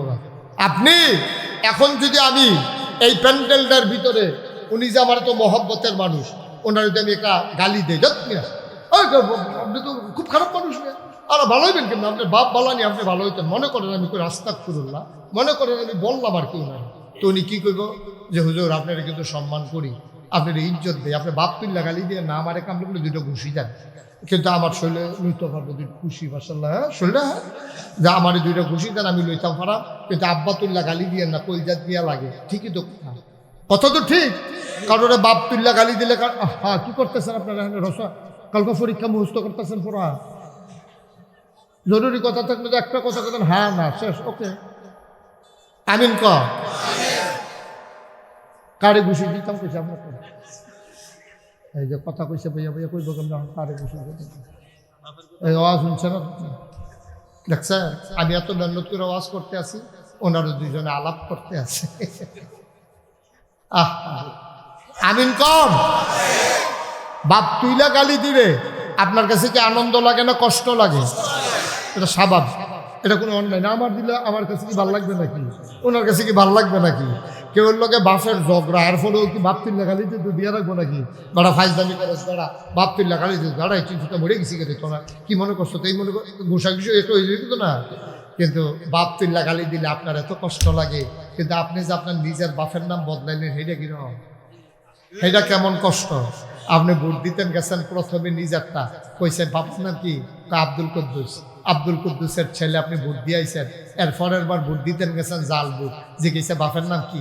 আলমগীর। আপনার বাপের নাম কুদ্দুস কইলেন যেন আলমগীর, বাপের নিজের বাপের নাম নিজে বদলাই নিলেন। আপনি কি হেবাটার ফুট আসেননি? আপনি ঠিক কিনা কও? তোমার বাপ তুল্লা গালি দিলে তোমার কলজাত লাগে, আর তুমি যে নিজের বাপের নাম নিজে বদলাই না, 5 জন এজেন্টের সামনে, ফুলিং প্রিজাইডিং অফিসারের সামনে আনসার এবার দরজা খুলে হুন্ডালাইছে না? ঠিক কিনা কও? এই যে উনি চেয়ারম্যান সাহেবের কাছে খবর আছে, কালকে একজনই বলে কইছে ৭৬টা দিছে, অর্থাৎ ওনার আব্বা হইল ৭৬ জন। আমার এটাকে হাসির কি হইল? নাহলে বাপের নাম জিজ্ঞাসা না বারবার, যতবার জিজ্ঞাসা বদলাইয়া বদলাইয়া কইছে না। এটা কি যেমন তেমন মনে করছে? হাতে কি যেমন তেমন ফুট নাকি? ৭৬ জন আব্বার ফুট। এমনি কাপড়টা উদাম করে সিহন জিগলে যে ফটফাট ফটফাট করে খিসন যাইতো তার। ঠিক কিনা কও? আমানতের খেয়ানত। এমপি হইলে আরেকবার হইব, মন্ত্রী হইলে আরেকবার হইব, চেয়ারম্যান হইলে আরেকবার হইব। তুমি তোমার বাহার নাম বদলাইয়া ভোট দেওয়ার জন্য তোমার কে দিছে অধিকার? ঠিক কিনা বলো? তুমি আমানতের খেয়ানত করেছ, তুমি নিজের নাম বাপের নাম বদলাইছো, তুমি কত বড় নিমক খারাপ। তোমার জন্মের ব্যাপারে তুমি প্রশ্ন সৃষ্টি করছো, কেউ সৃষ্টি করেনি, তোমারটা তুমি সৃষ্টি করছো। অহন যদি কেউ জিজ্ঞাসা, ও তুমি যে দুইবার দুই বাপের নাম কইলা, আসলে কার? এটা জিজ্ঞাসা কি তা কইবেন আপনি? আসলে তুমি কার ফুট? এটা জিজ্ঞাসা করলে কি অন্যায় হবে? তুমি নিজের মুখে দুইবার দুই বাপের নাম কইছো, নিজেই তো কইছো, তুমি কেউ কয় নাই তো তোমার।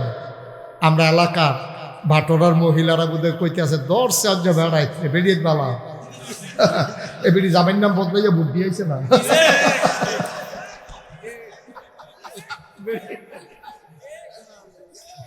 এবারে জামাইয়ের নাম বদলে ভোট দিয়েছে না, কুদ্দুচার বউ রৈশ্বার বউ কয়ে ভোট দিয়ে পড়ছে। বউ হইল কুদ্দুচার, কই আইছে রৈশ্বার বউ। আম্মা তুমি আর কুদ্দুসের ঘর কাছে গিয়েতা, তুমি রৈশার ঘরে না যাইবা, তুমি তো কুদ্দুসের বউ আর নাই, তুমি সাক্ষী রেখা রশিদরে স্বামী স্বীকার করে আসছো ভোট কেন্দ্রে, তোমার 7 জন সাক্ষী আছে, তুমি যে কইছো স্বামীর নাম রশিদ, তাইলে কুদ্দুস থেকে তুমি আলাদা, তুমি এখন রশিদের স্ত্রী, তুমি রশিদের ঘর যাও, কুদ্দুসের ঘর আর যাইও না, ঠিক কিনা? কয়টা না? কয়টা গেল? 3। 1 নম্বরে, 2 নম্বরে, 3 নম্বরে লজ্জাস্থান হেফাজত করা চান, অর্থাৎ নিজের পুরুষত্বকে ঠিক রাখা, মহিলারা মহিলার নিজেদের ইজ্জত রক্ষা করে। আল্লাহর নবী বলেন যে 2টা জিনিসের আমানতদারি আমার থেকে নেবে, তার 2 ঠোঁটের মাঝখান আর 2 পায়ের মাঝখান, অর্থাৎ যে মুখটারে ঠিক রাখতে পারবে, মিথ্যা বলবে না, আমানতের খেয়ানত করবে না, আর অবৈধ মেলামেশা করবে না, অবৈধ কাজ করবে না, এই মানুষটার জান্নাতের জিম্মাদারি আমার নবী। আবার এখানে তো আলাদা পাইনি, এখানে গেল 4 নাম্বার। কয়টা না? আমরা মুখস্থ করে ফেলবো ইনশাল্লাহ। 1 নম্বরে, 2 নম্বরে, 3 নম্বরে, 4 নম্বরে লজ্জাস্থানের হেফাজত। 5 নম্বর পেটে হারাম, পেটকে হারাম মুক্ত রাখা, হারাম থেকে হালাল, হারাম মুক্ত রাখা, হারাম থেকে মুক্ত রাখা পেট, মানে হারাম যেন পেটে না, হালাল খাবার খাবেন, হারাম খাবার খাবেন না। আবার বলো, কুত্তার গুস্ত হালাল না হারাম? শুয়োরের গুস্ত হালাল না হারাম? একটা ছাগল একবারে মারা যাইতেছে, এই ছাগলটারে বুষ্টি বাজারও জব করলে গুস্ত টানাটানি লেগে যায়, 1 কেজি গুস্ত 1200-1300 বেচা হয়। ঠিক এই ছাগলটার লগে 2টা কুত্তা কি মোটা ফুনফুন্যা ফাঁসা লই আটতে পারে না, এইরকম আটতে আছে, কেউ ফিরেও চায় না, ঠিক কিনা কম? কারণ কুকুরের গুস্ত খাওয়া, ছাগলের গুস্ত খাওয়া, ছাগলের গুস্ত খাওয়া হালাল বইলা 1200 টাকা কেজি বিক্রি হয়, কুকুরের গুস্ত হারাম বইলা কোনোদিন কেউ কুকুর জব কইরা খায় নাই। এর চাইতে আরো একটা হারাম আছে, এটার নাম হলো সুদ। সুদ পিয়ার শুকর, আপনি শুকর খাইলেও খাইতে পারবেন, কিন্তু যদি আপনি বিপদে পড়েন, কিন্তু সুদ আপনি ফ্যাট মাটির লাগাইয়া থাকুন, দেখবো সুদ খাওয়া যাবে না। সুদের 70টা গোনা, সর্বনিম্ন গোনাটা যেই মায় ফেরো ধরছে, যেই মায় বুকের দুধ খাওয়াইছে, এই মার লগেছে না, এই মার সাথে কি করা কথা হয় না, কি করা? তো মার লগে জিনা কইরা আপনি সুদের 70 নাম্বার গোনা, এরপর 69টা আরো শুরু না আরো বড় 68, এমনি আইতে 1 নম্বরে আল্লাহ নবী, 1 নম্বরে আল্লাহ এবং তার নবীর বিরুদ্ধে যুদ্ধ ঘোষণা। আপনি কি করছেন? কি করছেন? আপনি হাসতে হাসতে সুদে টেহা লাগান, হাসতে হাসতে সুদে টাকা আনেন আপনার ছেলে বিদেশ পাঠানোর জন্য। ছেলে বিদেশ পাঠানো কি আপনার উপরে ফরজ? আপনি কেন এই সুদ খাইলেন? সুদ খাওয়া 70টা কবিরা করো, সর্বনিম্ন গোনাটা মাল লগে জিনা করো। আমি যদি এখন 1 কোটি টাকা আমার গাড়িতে করে আইনা চেয়ারম্যান সাহেবকে বলি, চেয়ারম্যান আপনার না চেয়ারম্যান বারবার যে কইতেছি পড়েনি ভাওগা, এই যে চেয়ারম্যান সাহেব, আমি যদি আইয়া কই যে চেয়ারম্যান সাহেব আমার গাড়িতে 1 কোটি টাকা আছে, এটা একটা উদাহরণ, চাইও তোমরা এবার গাড়ির সামনে দেখে রইলাম 1 কোটি টাকা আমি গাড়ি থাকবে, একটা উদাহরণ। আমি যদি কই চেয়ারম্যান সাহেব আমার গাড়িতে 1 কোটি টাকা আছে, আপনি ঘোষণা দেন যেই লোক মায়ের সাথে জিনা করতে পারবে আমি তাকে 1 কোটি টাকা দিয়ে দেব। উনি সারাদিন ঘুরা টুইরা আইয়া সেটা কইব হুজুর নাই নাই, 1 কোটি টাকা নিয়েও কেউ তার মায়ের সাথে জেনা করতে রাজি হয় না। সত্যি কথা তো সত্য, কথা তো সত্য। 1 কোটি টাকা নিয়েও তুমি মায়ের সাথে জেনা করতে রাজি হবা না, কিন্তু তুমি হাসতে হাসতে তুমি সুদে টাকা লাগাও। কিয়ামতের ময়দানে বিপদের সময় তুমি ডাক দিবা আম্মা আম্মা আম্মা, আমার আম্মা ফিরেও তাকাবে না। তুমি বারবার বলবা আম্মা আম্মা আম্মা, একটা গুনার জন্য আটকে গেছি গো আম্মা, একটা সওয়াব হইলেই পার পেয়ে যাব, ব্যবস্থা করে দাও। আমারে চিনো নাই আম্মা, আমার জন্য তোমার কলজার ভিতরে কত বড় মায়া গো আম্মা, আমি বাসায় আসতে একটু দেরি হইলে তুমি অস্থির হয়ে যাও, তুমি পাগল হয়ে যাও, আমি হারাই গেলাম নাকি কোনো বিপদ হয়ে গেল। আমার আম্মা, তোমার মনে নাই গো আম্মা, ছোটবেলা একবার আমি হারাই গেছিলাম, ওরা এলাকায় মাইকিং করছে, তুমি আমারে পাওয়ার পরে সারাটা রাত তুমি আর আমারে বুক থেকে ছাড়ো নাই, পরের দিন স্কুলেও যাইতে দাও নাই। তুমি আমার আম্মা, ও আম্মা, আম্মা, আজকের এই বিপদের দিনে গো তুমি আমারে মাত্র একটা সওয়াব দাও। মা ফিরে বলবে, কে তোমার আম্মা? আম্মা, আমার চিনো না, আমি তো তোমারে ঠিক ঠিক চিনছি। কয়, তুমি আমার ছেলে না? আম্মা, তুমি ভুলে গেছো। কয়, না না না, তুমি যদি আমার ছেলে হইতা, নাগাইশের পীর সাহেব হুজুর এত করে বুঝাইয়া বলল, পরের দিন তুমি আবার সুদে টাকা লাগাইয়া আমি মায়ের সাথে জিনা করতে পারতা না। তুমি এখন মা ডাকো। হুজুর বলে নাই, হুজুর বলে নাই সুদ খাওয়া মানে মায়ের লোকে জানা করা। তুমি যাই না শুইনি তো পরের দিন সুদে টাকা লাগাইছ। এখন আম্মা ডাকো কোন মুখে? আমি কি তোমার মা আছি?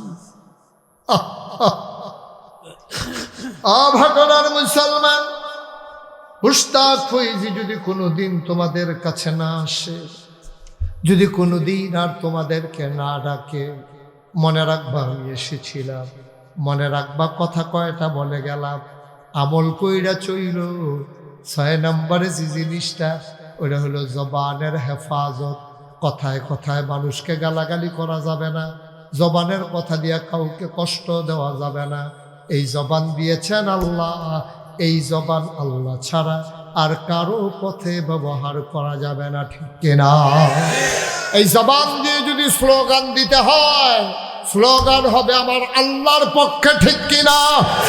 জবান দিয়ে যদি স্লোগান দিতে হয়, কোনো নেতার নামে স্লোগান হবে না, কোনো মানুষের নামে, কোনো পীরের নামে না, স্লোগান হবে আমার আল্লাহর নামে, নাইলে নবীর নামে, ঠিক কিনা?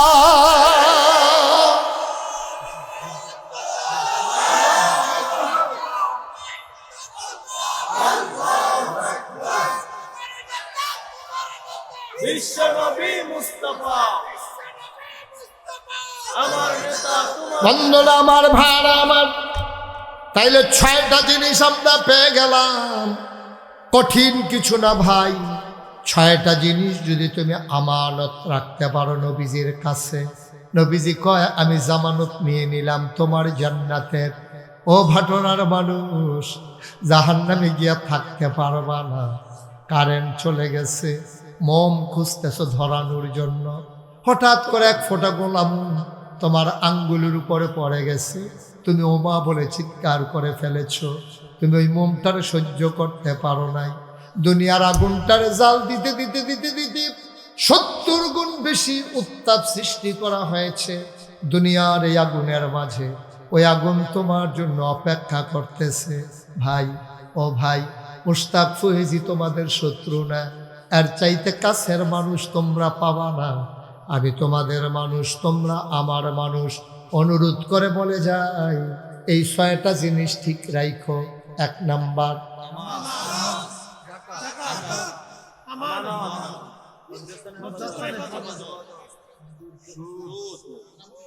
জবান থেকে হেফাজত, হারাম খাবার থেকে। সুদ না, শুধু সুদ না, সুদ ছাড়াও আর হারাম আছে। মানুষের সম্পদ চুরি করার, হগিন্নি বেডির লিগে বিস্কুট হয়েছে, হগিন্নি বেডির লিগে বিস্কুট হয়েছে। এই বিস্কুট আমরা নেতারা খাইয়া বইয়া রয়েছি, ঠিক কিনা? খাও, হালাল না হারাম? যা পায় তা খা, যা পায় তা খা। কি যে শুরু করছে, আরে শুরু করছে না, কি যে শুরু করছে, আল্লাহ বাঁচাইছে। না হইলে তোমরা মানে খালি মানুষ জব করে খাওয়ানোর বাহি আছে, ঠিক কিনা? খাও, মানুষ জব করে নাচছে, নৃত্য করছে, আনন্দ করছে, কিন্তু মানুষের গোশত খাওয়ার ইতিহাস হয় নাই। কিন্তু যা নমুনা হয়েছিল, মানুষের রক্ত চোষা মানুষে পরিণত হয়ে গিয়েছিল, ঠিক কিনা বল?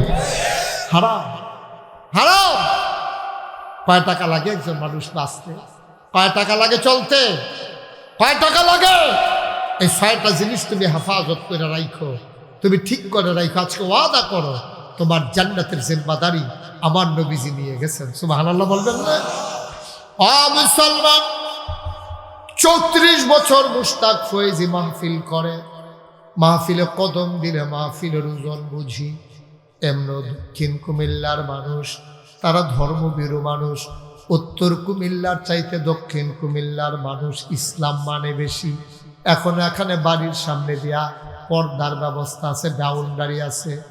আর কোনো জায়গায় কুমিল্লার মাঝে গিয়া দেখবা পুরুষ মহিলা নদীর ভিতরে গোসল করতে নামে, একজনে সাবান লাগাইয়া আরেকজন এইটা দিয়া দিতে আছে। কি একটা কারবার চলতে আছে, পুরুষ মহিলা একসাথে অবাধে গোসল করতে আছে। তারা সেখানে পর্দা পুশিদার বালাই নাই। ওই তুলনায় দক্ষিণ কুমিল্লার মানুষ অনেক ভালো বলো মারহাবা। তবে জিনিসগুলা মনে রাখতে হবে। আপনি টাকা খাইয়া আপনি ভোট দিতে পারবেন না, এটা আমারও, এটা আপনার কাছে আমারও। আপনার ভাই, আপনার বংশের লোক, আপনার গ্রামের লোক, আপনার এলাকার লোক। এলাকা মিলছে, এলাকা মিলছে, এলাকার তারা আবার মিলছে, তারা আবার যে লোক চেয়ারম্যানই রাখবো, এই মিলামিলি ইসলামে নাই। ঠিক কিনা কও?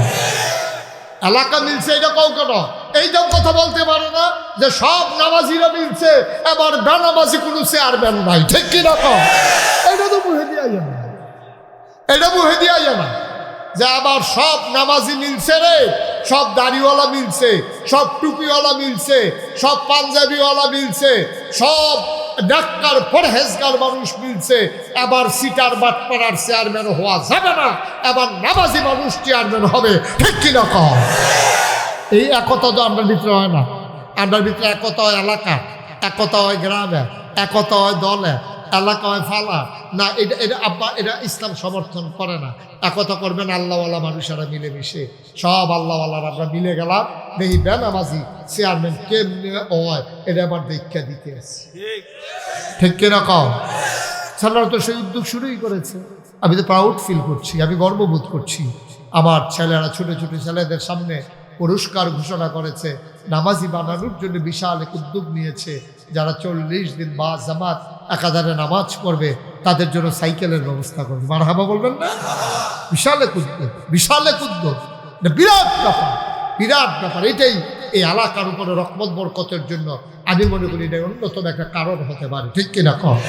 এই ধারা অব্যাহত থাকবে, প্রতি বছর এই কাজটা করবেন, এই কাজটা প্রতি বছর করবেন। যত ব্যস্ততা থাকুক, এরকম কাজে আমি পার্টিসিপেট করতে নিজেকে আমি প্রাউড ফিল করি, আমি গর্ববোধ করি। ইনশাআল্লাহ আবার যদি ডাক আসে, আবার মুশতাক ফয়েজি আসবে। সেই পর্যন্ত যদি বেঁচে থাকি, আল্লাহ যেন কবুল করে সবাই পড়ে না। আমি আপনারা দেখেছেন মুশতাক ফয়েজি পীর সাহেব, আমি গতানুগতিক কোনো দরবার চালাই না। আমার সম্পর্কে আপনাদের এলাকা আলেম থেকে জেনে নেবেন। এই সাদ্দর, হ্যাঁ তুমি হ্যালো গেছো কিতা সাদা পাঞ্জাবি জাহান তুই উঠতে গেছো, হ্যালো জাহান তুই উঠতে গেছো, হ্যালো তেমনও করছো অন্য হুজুর। কেমন চাইতেছে তে উঠে কি একটা কুবাকুবি যাইতেছে, কেন বইতেছো না? হ্যালো মারহাবা বলো। আমি ওই রকম পীর সাহেব না, আমার পীর হওয়ার কোনো শখ ছিল না। সত্যি আল্লাহ সাক্ষী, আমি পীর হওয়ার কোনো শখ ছিল না। আমার দাদা ছিলেন ফুরফুরা ধর্ম সিলসিলা অন্যতম একজন আল্লাহর বুজুর্গ ব্যক্তি। তিনি মনে করছে আমার আব্বা, ওনার নাম মাওলানা ফয়েজ আহমেদ, তো মনে করছে যে উনি বেঁচে থাকলে উনি পীর হবেন। তো উনি ইন্তেকাল করেছেন 85 সালে। আমার দাদা, আমি 96 যখন কামিল করেছি, দাদা দেখলাম বাড়িতে অনেক লোক ডাকাই না, কয় যে আমার ফয়েজ আহমদ তো নাই, এখন দরবার কে চালাবে, এটার কে অভিভাবক হবে? সবাইকে হুজুর আপনি যারা ভালো মনে করেন। আমার 3 জন চাচা আছে, আব্বা ছাড়াও আরও 3 জন চাচা আছে, তারপরে আমার বড় ভাই আছে। দাদা কাউকে না দিয়া এই গোলামের কাঁধে দাদা ঘোষণা দিয়ে দিল আমার আদরের নাতি মুশতাক ফয়েজি নাগাইশ দরবারের পীর হবে। আলহামদুলিল্লাহ বলবেন না? আমি হাউমাউ করে কানলাম। আমি বললাম দাদা, বাংলাদেশে ফির সাপ দেখতে দেখতে আমি অতিষ্ঠ। কারণ ফির মানি বইয়া বইয়া খাওয়া, ফির মানি মুগি নেবেরি টেয়া খাওয়া, ফির মানি রিক্সাওয়ালা টেয়া খাওয়া, ফির মানি এইটা হিকছে এইটা হিকছে, খালি সবসময় আতফাতো নিচ্ছে, দেওয়ান যে লাগবো এইটা হিকছে। কেরা জানি এমনি ঘুরাই দিছি, এটা আবার এমনি ঘুরা যাই। এমন নাদান হইল ফির সাপ। অধিকাংশ আল্লাহ মাফ করো, খালি বইয়া বইয়া খাইতো। আচ্ছা ও ফির সাপ কি অটো চালাইলে কোন হইব? সিএনজি চালাইলে কোন হইব? চাকরি করতে পারবে না? তো বাংলাদেশে যে বড় বড় যত ফির সাপ দেখে, কোনো চাকরি নাই, কোনো ব্যবসা নাই, কোনো সিএনজি চালায় না, কোনো অটো চালায় না, কোনো কৃষি কাজ করে না, তে বইয়া বইয়া তো টেহা ভাই কো, টেহা ভাই কো, ওই হগিন্দি বেটি টেহা দেয়, রিক্সাওয়ালায় টেহা দেয়, মুরিদরারে বুঝায় বাবা দুনিয়া সারো, দুনিয়া সারো। হেতে কই সব সাইডে দিতে আসি, ছাড়তে ছাড়তে হেতে সব ছাড়ছে। আর ফিরসাবে গিয়া এই গ্রাম থেকে খেত কিনতে কিনতে এই গ্রামও গেছে গা। হ্যাঁ এবারে আর দুনিয়া সারণ লাগে না, ঠিক কিনা কও? মুরিদরারে দুনিয়া সারাইয়া এবারে দুনিয়াটা আঞ্জা দিয়া ধরছে, ঠিক কিনা কও? অতিষ্ঠ আমি দেখতে দেখতে ভাই, আপনারা তো আমার তার বেশি ফিরসাবের লোকে মিশেন নাই। এই যে আমরা যারারে হক ফির কই, এইরকম একজন ফিরের নাম শুনলে আপনারা জিব্বা কাটালেবেন কামড় দিয়া যে কি কাম কইরা বইছে। এবারের কাছে বিএস যে জরিপ হইল, বাংলাদেশের হাল জরিপ যেটা, এটা জরিপ করতে গেছে পরে অফিসারে জিজ্ঞেস আপনারা কয় ভাই কয় বই, কয় ভাই বোন নাই, যা আমি একলা। এবার এই সব নিজের নামে লেহাই সারছে। অফিসার উপজেলা যাওয়ানোর আগে রাস্তার মধ্যে বঞ্জামাইরা গিয়া ধরছে, আপনি দি হেপাটারে সব লেখা দিয়েছে, আমরা অংশ কো। এবারে যে কইল আর কেউ নাই, কই কি আর কেউ নেই, আমরা কি সব এবারের নামে ফিরসাব, ফিরসাব, ফিরসাব। আরে মানুষ হইয়া লোক আগে তুই পয়লা তুই মানুষ হইবি, এরপরে মুসল আরে কি এর ফির, এরপরে আরো 2-3টা লাইন আছে না, এবার ডাইরেক্ট ফির বানাই লিতেছে মানুষ। অথবা ফিরসাব হইব আর মানুষ হইব, মানুষ হইব, এরপরে মুসলমান হইব, এরপরে তুই ফির হইতি, ঠিক কি রাখো? তুই মানুষ হইছ না, তুই কি এক মানুষের কাম করে বইয়া দিছ? তুই ভাই বোন এবারে সম্পদের তো হারাই দিছ, তোর ভাই বোনটা তুই অস্বীকার করে লইছ, তুই মানুষ হইছ তুই তো মানুষে তো নাই। কি এর মুসলমানের ফোরে না ফিরসাব অনেক দূরে 3-4 ক্ষেত বাহির হইছ, সিঁড়ি অনেকটি বাহির হইছে, আমরা ফালতে দুতালো তুটালো।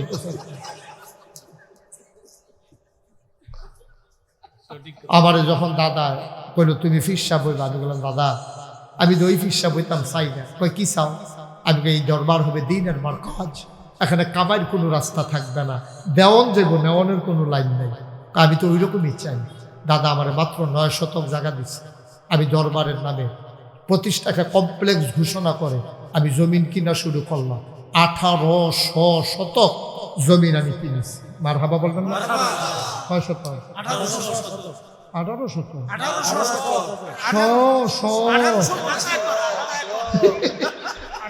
ঠিক আছে 1800 শতক। আমার এখানে 10টা প্রতিষ্ঠান, কয়টা কথা কেন, কয়টা? একটা জিকির আজকারের জন্য একটা খানকাস, একটা দাখিল মাদ্রাসা, নুরানি মাদ্রাসা, হাফিজিয়া মাদ্রাসা, ধাতব্য চিকিৎসালয়, গণপাঠাগার, গবেষণাগার, ছাত্রাবাস, ইয়াতিমখানা, মসজিদ। মার হাবা বলতেন কয়টা, কয়টা? 10টা। আমার মার কাজ এখানে সবচেয়ে বড় যে উদ্যোগটা আমি নিছি আমার জীবনে, এটা হলো মসজিদ।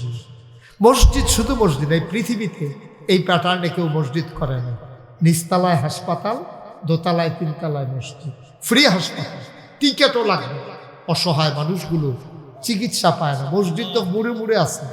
বাংলাদেশে কয়টা হাসপাতাল আছে কম, মসজিদ মুড়ে মুড়ে আছে। আমরা দেশ মানুষ জীবিত থাকতে কদর নাই, মইরা গেলে কদর আছে। জীবিত থাকতে আবার 8টা কইছে আমার ক্যান্সার করা টেহা দেন, কেউ ফিরাও চায় না। এবার মইরা ফিরা রয়েছে লাশের মুর্দারের কাপড়ের লিগে, আরে টেহা মুর্দারের কাপড়, কাফনের কাপড় কিনে লেগে হবলে টেহা দিতে আছে। বেড়া তুই এখন কাফনের টেহা দেয়, তারে বাচ্চা থাকতে 10টা টেহা দিলে দেখুন তোর খাইয়া মরতো, তো তো মনটা শান্তি পাইতো, তুই তারে খাইতে দিলি না। এখন কাফনের টাকা দাও তুমি, তোমার টাকা এগুলো ডাস্টবিনে ফেলে দাও, এই টাকার দরকার নাই, ঠিক কিনা? মরার পরে জাফত করে গ্রামের মেয়ে সকলে মিল্লা হেতার মুড়ে গিয়া চিকিৎসা করতে গিয়াতে ভিক্ষা করিয়া খাইছে। হেতার জিফুটারে ধরছে, জাফত একটা না করলে তোর বাহে এমন সিফাত আপকা খাইব রে, এই জাফত রায় দেখবি তোর সিফাত আস্তে আস্তে করে বার করে জান্নাতে যাবে।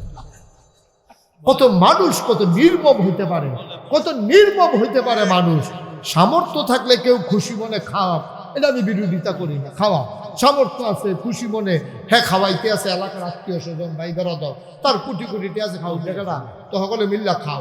এটার কোনো তার যার সামর্থ্য নেই, এই 3 বাচ্চা কাচ্চাগুলো চিকিৎসা করাইতে পারে নাই, এই মানুষের গ্রামের সাহেব সন্তান মিটিং করিয়া এটাদের উপরে ফোজা সাফাই দিছে। কাম লাগে বিডা বাড়ি বন্ধক দিয়ে হইল জাফত করণ লাগবো। আহারে খানারে নাদান কে আর গাছ ধরে কত বড় নাদান হইলে মানুষ এইরকম করতে পারে। আমি এই তখন এই জমিনগুলা কিনে 10টা প্রতিষ্ঠান করলাম। আমার মসজিদ একটা টিনের ঘর ছিল। আমি চিন্তা করলাম অসহায় খুশে আমি মুশতাক হয়ে যে আবার আসবো না, যা করে যেতে পারলাম তাই না, জাতি উপকৃত হবে সেই নিয়তে আমি মসজিদের কাজে হাত দিলাম। ইঞ্জিনিয়াররা যখন ড্রয়িং করে আসলো দেখলাম বিশাল বড় একটা ড্রয়িং। আমি বললাম এটা কত বড়? কয় হুজুর এই মসজিদে নামাজ পড়তে পারবে একসাথে 6,000। কয় হাজার? আমার হাসপাতাল হলো 19,800 সামথিং, প্রায় 20,000 স্কোয়ার ফিট আমার হাসপাতাল। মারহাবা বলবেন না? ফ্রি হাসপাতাল।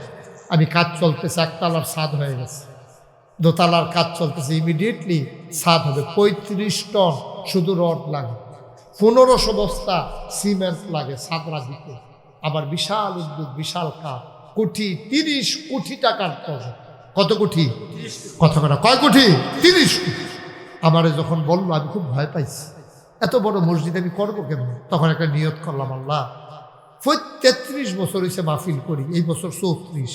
আল্লাহ জীবনে অনেক টাকা লাড়াছাড়া করছি, 1 বছরে মাহফিল করে যত টাকা হাদিয়া পাই পুরো 1 বছরের হাদিয়া আমার মসজিদ দান করে দেবো ইনশাআল্লাহ। আমি 1 বছরে 25 লক্ষ টাকা একসাথে জমাইয়া মসজিদে দিয়া তারপরে কাজ শুরু করছি। মারহাবা বলবেন না? এই পর্যন্ত 4 কোটি 75 লক্ষ টাকা আজকে পর্যন্ত খরচ হয়ে গেছে। 1 টাকাও ঋণ নাই। আমার কাছে কিছু সম্পদ আরো জমা আছে, রড আছে, পাথর আছে, সুরকি আছে, সিমেন্টও কিছু আছে। কাজ চলতেছে, চলমান। আল্লাহ যেন কবুল করে সবাই করা হবে। আমি প্রত্যেক দিন মাহফিল থেকে রাইতে 2টা বাজুক, 2:30 বাজুক, 3টা বাজুক মসজিদের ছাদে গিয়ে উঠি, আল্লাহর লোকে কাঁদ দিই, আল্লাহ তুমি তো ঘুমাও না, আর আমি ঘুমানোর সময় পাইনি। আল্লাহ আমার এই মসজিদ, আমার এই মসজিদটা, আমার যত মানুষ চিনে, আমার ছেলেদেরকে তো এত মানুষ চিনে না। আমি যদি আজকে মরে যাই এই মসজিদের কাজ কে শেষ করবে? আল্লাহ তোমার কাছে ভিক্ষা চাই, আমার এই মসজিদটা তুমি কবুল করো। তোমার বন্ধু নবী বলেছেন, মান বানা লিল্লাহি মসজিদান বানাল্লাহু লাহু বাইতান ফিল জান্নাহ, যে দুনিয়াতে মসজিদ বানাবে আল্লাহ জান্নাতে তার জন্য ঘর বানাবে। এই বাংলাদেশে বিদেশে কত মানুষের টাকা এই মসজিদে লাগছে। আজকে আমি ভাটোরার মানুষগুলোর কাছে আমি আপনাদের কাছে হাত বাড়াইলাম। কোনোদিন মুশতাক ফয়েজি হাত বাড়ায় নাই কোনো মুরিদের কাছে, বইলে 1টা টাকা হাদিয়া নিচে কেউ প্রমাণ করতে পারবে না ইনশাআল্লাহ। কিন্তু আমার এই মসজিদ, আমি একজন রিক্সাওয়ালা দেখলো আমি আমার মসজিদের কথা বলি, আল্লাহ যেন কবুল করে সবাই পড়ে না আমিন। আমার এই মসজিদটা আমার স্বপ্ন। আমি ঘুমাইতে গেলে স্বপ্নে দেখি মসজিদ, খাইতে গেলে আমার চোখের সামনে মসজিদ ভেসে উঠছে। আপনারা যারা এখানে মঞ্চের সামনে আছেন, আল্লাহর ঘর, জান্নাতে ঘর বানানোর জন্য এই মসজিদটাতে, এটা কুমিল্লার একটা অহংকার হবে, গর্ব হবে। এখনই দেশ বিদেশ থেকে মানুষজন দেখার জন্য ছুটে ছুটে চলে আসে। কেউ পারবেন যে হুজুর ইনশাআল্লাহ এত বড় আয়োজনে আপনি 25 লাখ দিয়েছেন, আমি কি 5টা হাজার টাকাও দিতে পারবো না? 1,000 টাকা দেওয়ারও কি সামর্থ্য নাই? আমার এই মসজিদের জন্য, আল্লাহর ঘরের জন্য আমি হাতটা বাড়াই না। একটা লোক দয়া করে খালি যায় আছেন কেউ? জি মাশাআল্লাহ। ওই তো দাওয়াত দিতে গেছিল, আমারে গিয়া 1000 টাকা দিয়ে আসছিল আমারে। মাশাআল্লাহ। কামাল ভাই এরকম দেইগাতে 8,000 আরে না মিল করে আল্লাহ যেন কবুল করে। আমি তো মনে করছি এখন বেশি বেশি নোট দেখতে, আমি মনে করছি 5,000 নিয়ে 5,000 পুরাই যাচ্ছে আছে। কামাল ভাই দিছে 5,000। মারহাবা বলবেন না? আমি 1,000, আমি বলছি যে 1,000 দিলেও কেউ যদি 10,000 দিতে চায় না, আসি না, আল্লাহ যেন কবুল করে। রকি 1,000, মহিউদ্দিন ভাই 1,000। ভাই গরিব হবেন না, আল্লাহর ঘর মসজিদে দিন। আমারে না, আমার ভাই কি নাম? ভাতিজা মুবারক। এই ভাতিজা মুবারক নাম রাখছে মুবারক নাম আপনার ভাতিজা? আমি বলছি ভাতিজানি নাম লোকমান ভাই মাওলানা সাহেব, উনি 1,000 টাকা দিয়েছেন। আমাদের সাবেক চেয়ারম্যান সাহেব উনি দিয়েছেন 1,000 টাকা। মসজিদে দেবেন, আমারে না। কোটি কোটি টাকার বাজেট, 30 কোটি বাজেট নিয়েছি। কত মাশাআল্লাহ। আমার মুরব্বী আরেক ভাই কি নাম? আজকের মাহফিলের সভাপতি মাশাআল্লাহ, উনি দিচ্ছেন 1,000। গরিব হবেন না, মরেও যাবেন না, আল্লাহ ঢাইলা দেবেন, নিয়ে কুলাইতে পারবেন না ইনশাআল্লাহ। জি, আমার জাফর আমার ভাই, উনি দিয়েছেন 1000। প্রবাসী, প্রবাসী মানে দেশের বাইরে থাকে, ঘরে নাকি নাকি ও বিদেশ, বিদেশ। আমি তো মনে হচ্ছি কুয়াশার ভিতরে নি বাইরে বাইরে ঘুরে। আরেক ভাই দিছে 1500 টাকা। উঠান না কেউ, উঠান না, আমরা সবাই মিলে একটু দোয়া করবো না? এত বড় মাহফিল আপনি পাবেন কই? আপনি যে চলে যাচ্ছেন এই দোয়াটা আপনার আব্বা আম্মার জন্য, যে মাশাআল্লাহ ছোট্ট ছোট। হ্যাঁ হ্যাঁ, এই যারা এখানে দিছে তো দিছে। চেয়ারম্যান সাহেব একটা সুন্দর কথা বলছে যে অনেকে যদি কম বেশি দিতে চায় মাঠ থেকে, সবাই আবার যারা ভলেন্টিয়ার আছেন একটু ভেতরে ঢুকেন, আমার ইউটিউবার যারা আছো তোমরা একটু ভিতরে যাও। একটা দুটো খালি যাই আপনি 100টা টাকা দেন, আপনি 2টা টাকা দেন, তাও তো আপনি বলতে পারবেন যে হুজুর আমি 2 টাকা দিছি না। আল্লাহর কাছে আপনি বলতে পারবেন আল্লাহ নাগাইশের মসজিদে আমি 2 টাকা দিয়ে শরীর, আপনি মরে যাবেন না তো 2 টাকা। কিন্তু একজনও খালি যাইয়েন না। বাচ্চারা বুট খাইতেছে, টেহান ছোটে আবার করো, নাম বলতে চায় না। আমার এক ভাই পাশে, এই যে দেখছেন মাশাআল্লাহ, এক সোনামণি, অনেকগুলা টাকা মাশাআল্লাহ। একজনও বাদ যাবেন না, 10টা টাকা দেন, দেন, আল্লাহ দেবে ইনশাআল্লাহ, ইনশাআল্লাহ। গরিব হবেন না, কেউ উঠেন না। আমাদের একটা সুন্দর একটা আয়োজন আছে, যেই ছেলেরা 40 দিন নামাজ পড়েছে একাধারে জামাতে, তাদেরকে আমরা সাইকেল উপহার দেবো আজকে। বলেন মারহাবা। সবাইটাকে আনন্দ কোনো পরিবেশটা আমরা সবাই উপভোগ করবো ইনশাআল্লাহ, ইনশাআল্লাহ। কেউ যাবেন না। এই যে ভাই, এই যে এই জ্যাকেট কান্টুফিওলা, কই যান আপনি? হ্যাঁ কারবার দেন। কি করবেন ভাই? 2 মিনিট আগে গিয়া করবেন নাকি? একটু বসেন। মাশাআল্লাহ, এখানে জামাত হবে ইনশাআল্লাহ। আপনারা সবাই শরীক থাকেন, একজনও খালি যাইয়েন না, 2টা টাকা হলেও দিয়েন, আল্লাহ যেন কবুল করে। আমরা প্রাণ ভরে, আমার আরেক ভাই 2000 টাকা দিয়েছে। আল্লাহ তুমি কবুল করো। আমার এই মসজিদ আমার স্বপ্ন, আমার স্বপ্ন, আল্লাহ যেন আমার স্বপ্নকে বাস্তবায়ন করেন। তা এখন আমাদের যে সবচেয়ে আনন্দ ঘন যে ইভেন্ট আজকে, যেটা আমাদের জন্য সবচেয়ে গর্বের, অহংকারে, আমার ছেলেরা যারা 40 দিন নামাজ পড়েছেন মাশাআল্লাহ। মনির 500 টাকা দিয়ে, এটা দেখবেন না, ছেলেদেরকে সাইকেল দেব, আপনি দোয়া করে যাবেন না? কেউ যায় না, একটা লোক উঠেন না। জি হ্যাঁ, ঘোষণা করেন।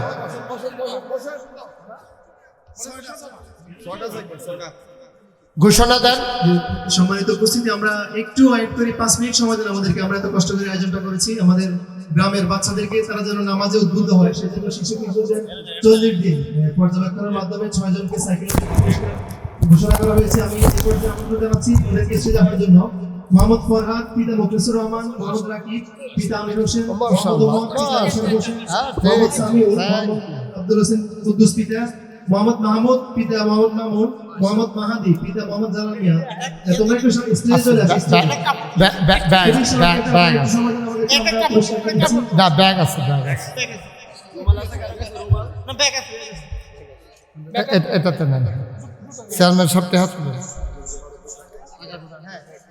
যে আমি পুরস্কার তুলে দেওয়ার জন্য অনুরোধ জানাচ্ছি সাইকেল বিজয়ীদের হাতে আমাদের গ্রামের আজকের এই মাহফিলের সম্মানিত প্রধান অতিথি মাওলানা মোশতাক ফয়জী পীর সাহেবের হাত থেকে সাইকেল পুরস্কার নিচ্ছে আমাদের গ্রামের প্রেসিডেন্ট। আমি আবার ঘোষণা করছি ওদের নাম। মোহাম্মদ ফরহাদ, পিতা মুখলিসুর রহমান।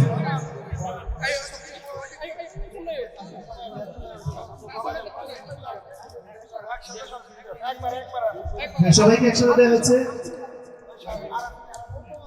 সাইকেল পুরস্কার। সবার জন্য রয়েছে 6 জনের রয়েছে একটি করে সাইকেল। আমাদের ভাটোরা প্রবাসী এবং যুব সমাজের পক্ষ থেকে আমাদের ভাটোরা গ্রামের রেমিটেন্স যোদ্ধারা অনেক অবদান রাখে আমাদের গ্রামের বিভিন্ন সামাজিক কাজে। তারই একটি উদাহরণস্বরূপ আজকের এই সাইকেল পুরস্কার শিশু কিশোরদের জন্য আপনারা দোয়া করবেন। আমরা দেখতে পাচ্ছি পুরস্কার নিচ্ছে আমাদের আজকের মাওলানা মোশতাক ফয়জী পীর সাহেবের হাত থেকে। সর্বশেষ আমরা আমাদের গ্রামে প্রবাসী আমাদের রেমিটেন্স যোদ্ধারা অনেক অবদান রাখায় ওনাদেরকে আমাদের যুব সমাজের পক্ষ থেকে আমরা একটি ক্রেস্ট দিচ্ছি। সবার পক্ষ থেকে যারা আমাদের প্রবাসী ভাইরা বাড়িতে আছেন, বিশেষ করে আজকের এই তাফসীরুল মাহফিলের তত্ত্বাবধায়ক বিশেষ সার্বিক তত্ত্বাবধানে মুবারক হোসেন সহকারে সবার হাতে তুলে দিচ্ছে আমাদের গ্রামের যুব সহকারী মাওলানা মোশতাক ফয়জী পীর সাহেব।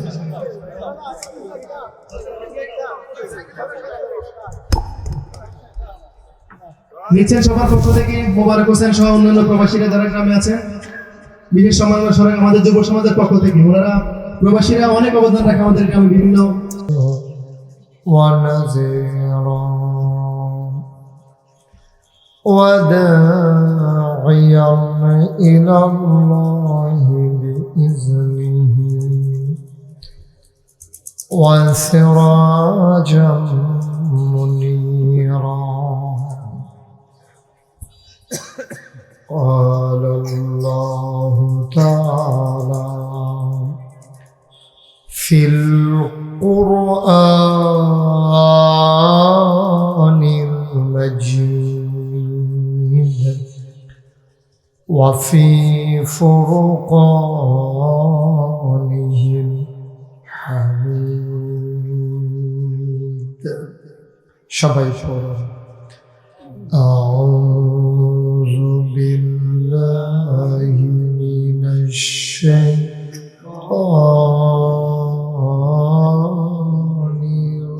الرجيم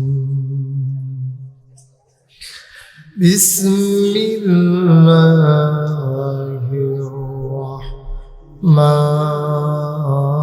الرحمن الرحيم إن الله وملائكته يصلون على النبي يا أيها الذين آمنوا صلوا عليه وسلموا تسليما اللهم صل على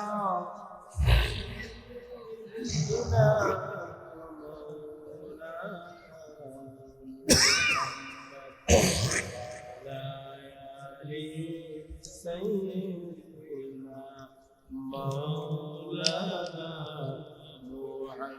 জোরে সুরে মহাব্বতের সাথে গলা ছেড়ে দিয়ে পড়ুন আল্লাহুম্মা সাল্লি আলা সাইয়্যিদিনা মুহাম্মদ ওয়া আলা আলি সাইয়্যিদিনা মাওলানা এমন দেশে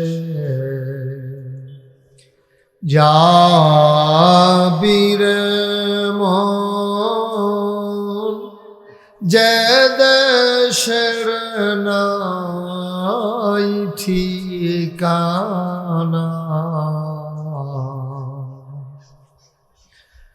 এমন দেশে যাবিরে মন যে দেশের নাই ঠিকানা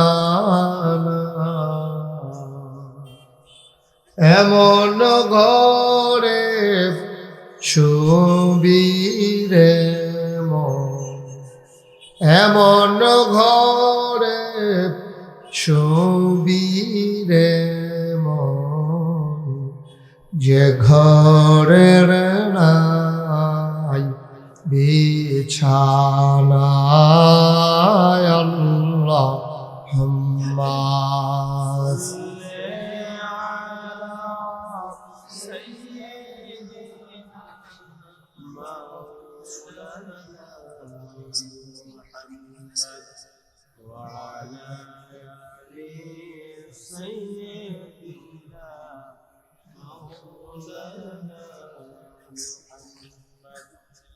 وعلى آل سيدنا مولانا لا إله إلا الله لا إله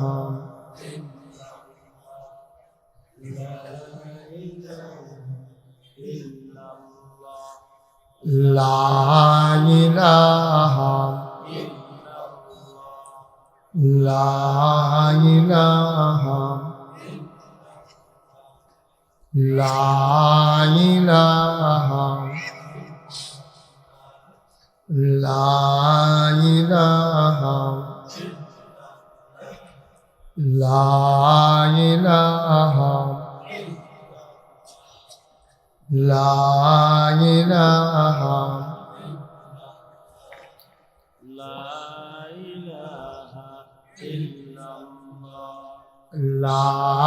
ইলাহা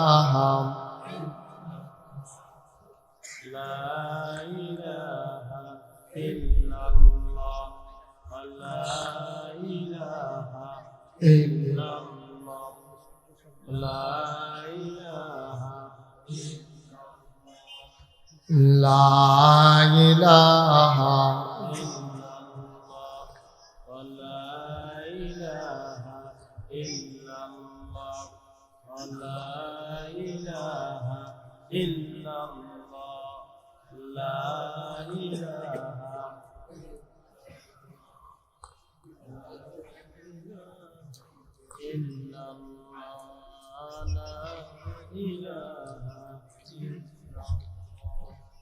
لا إله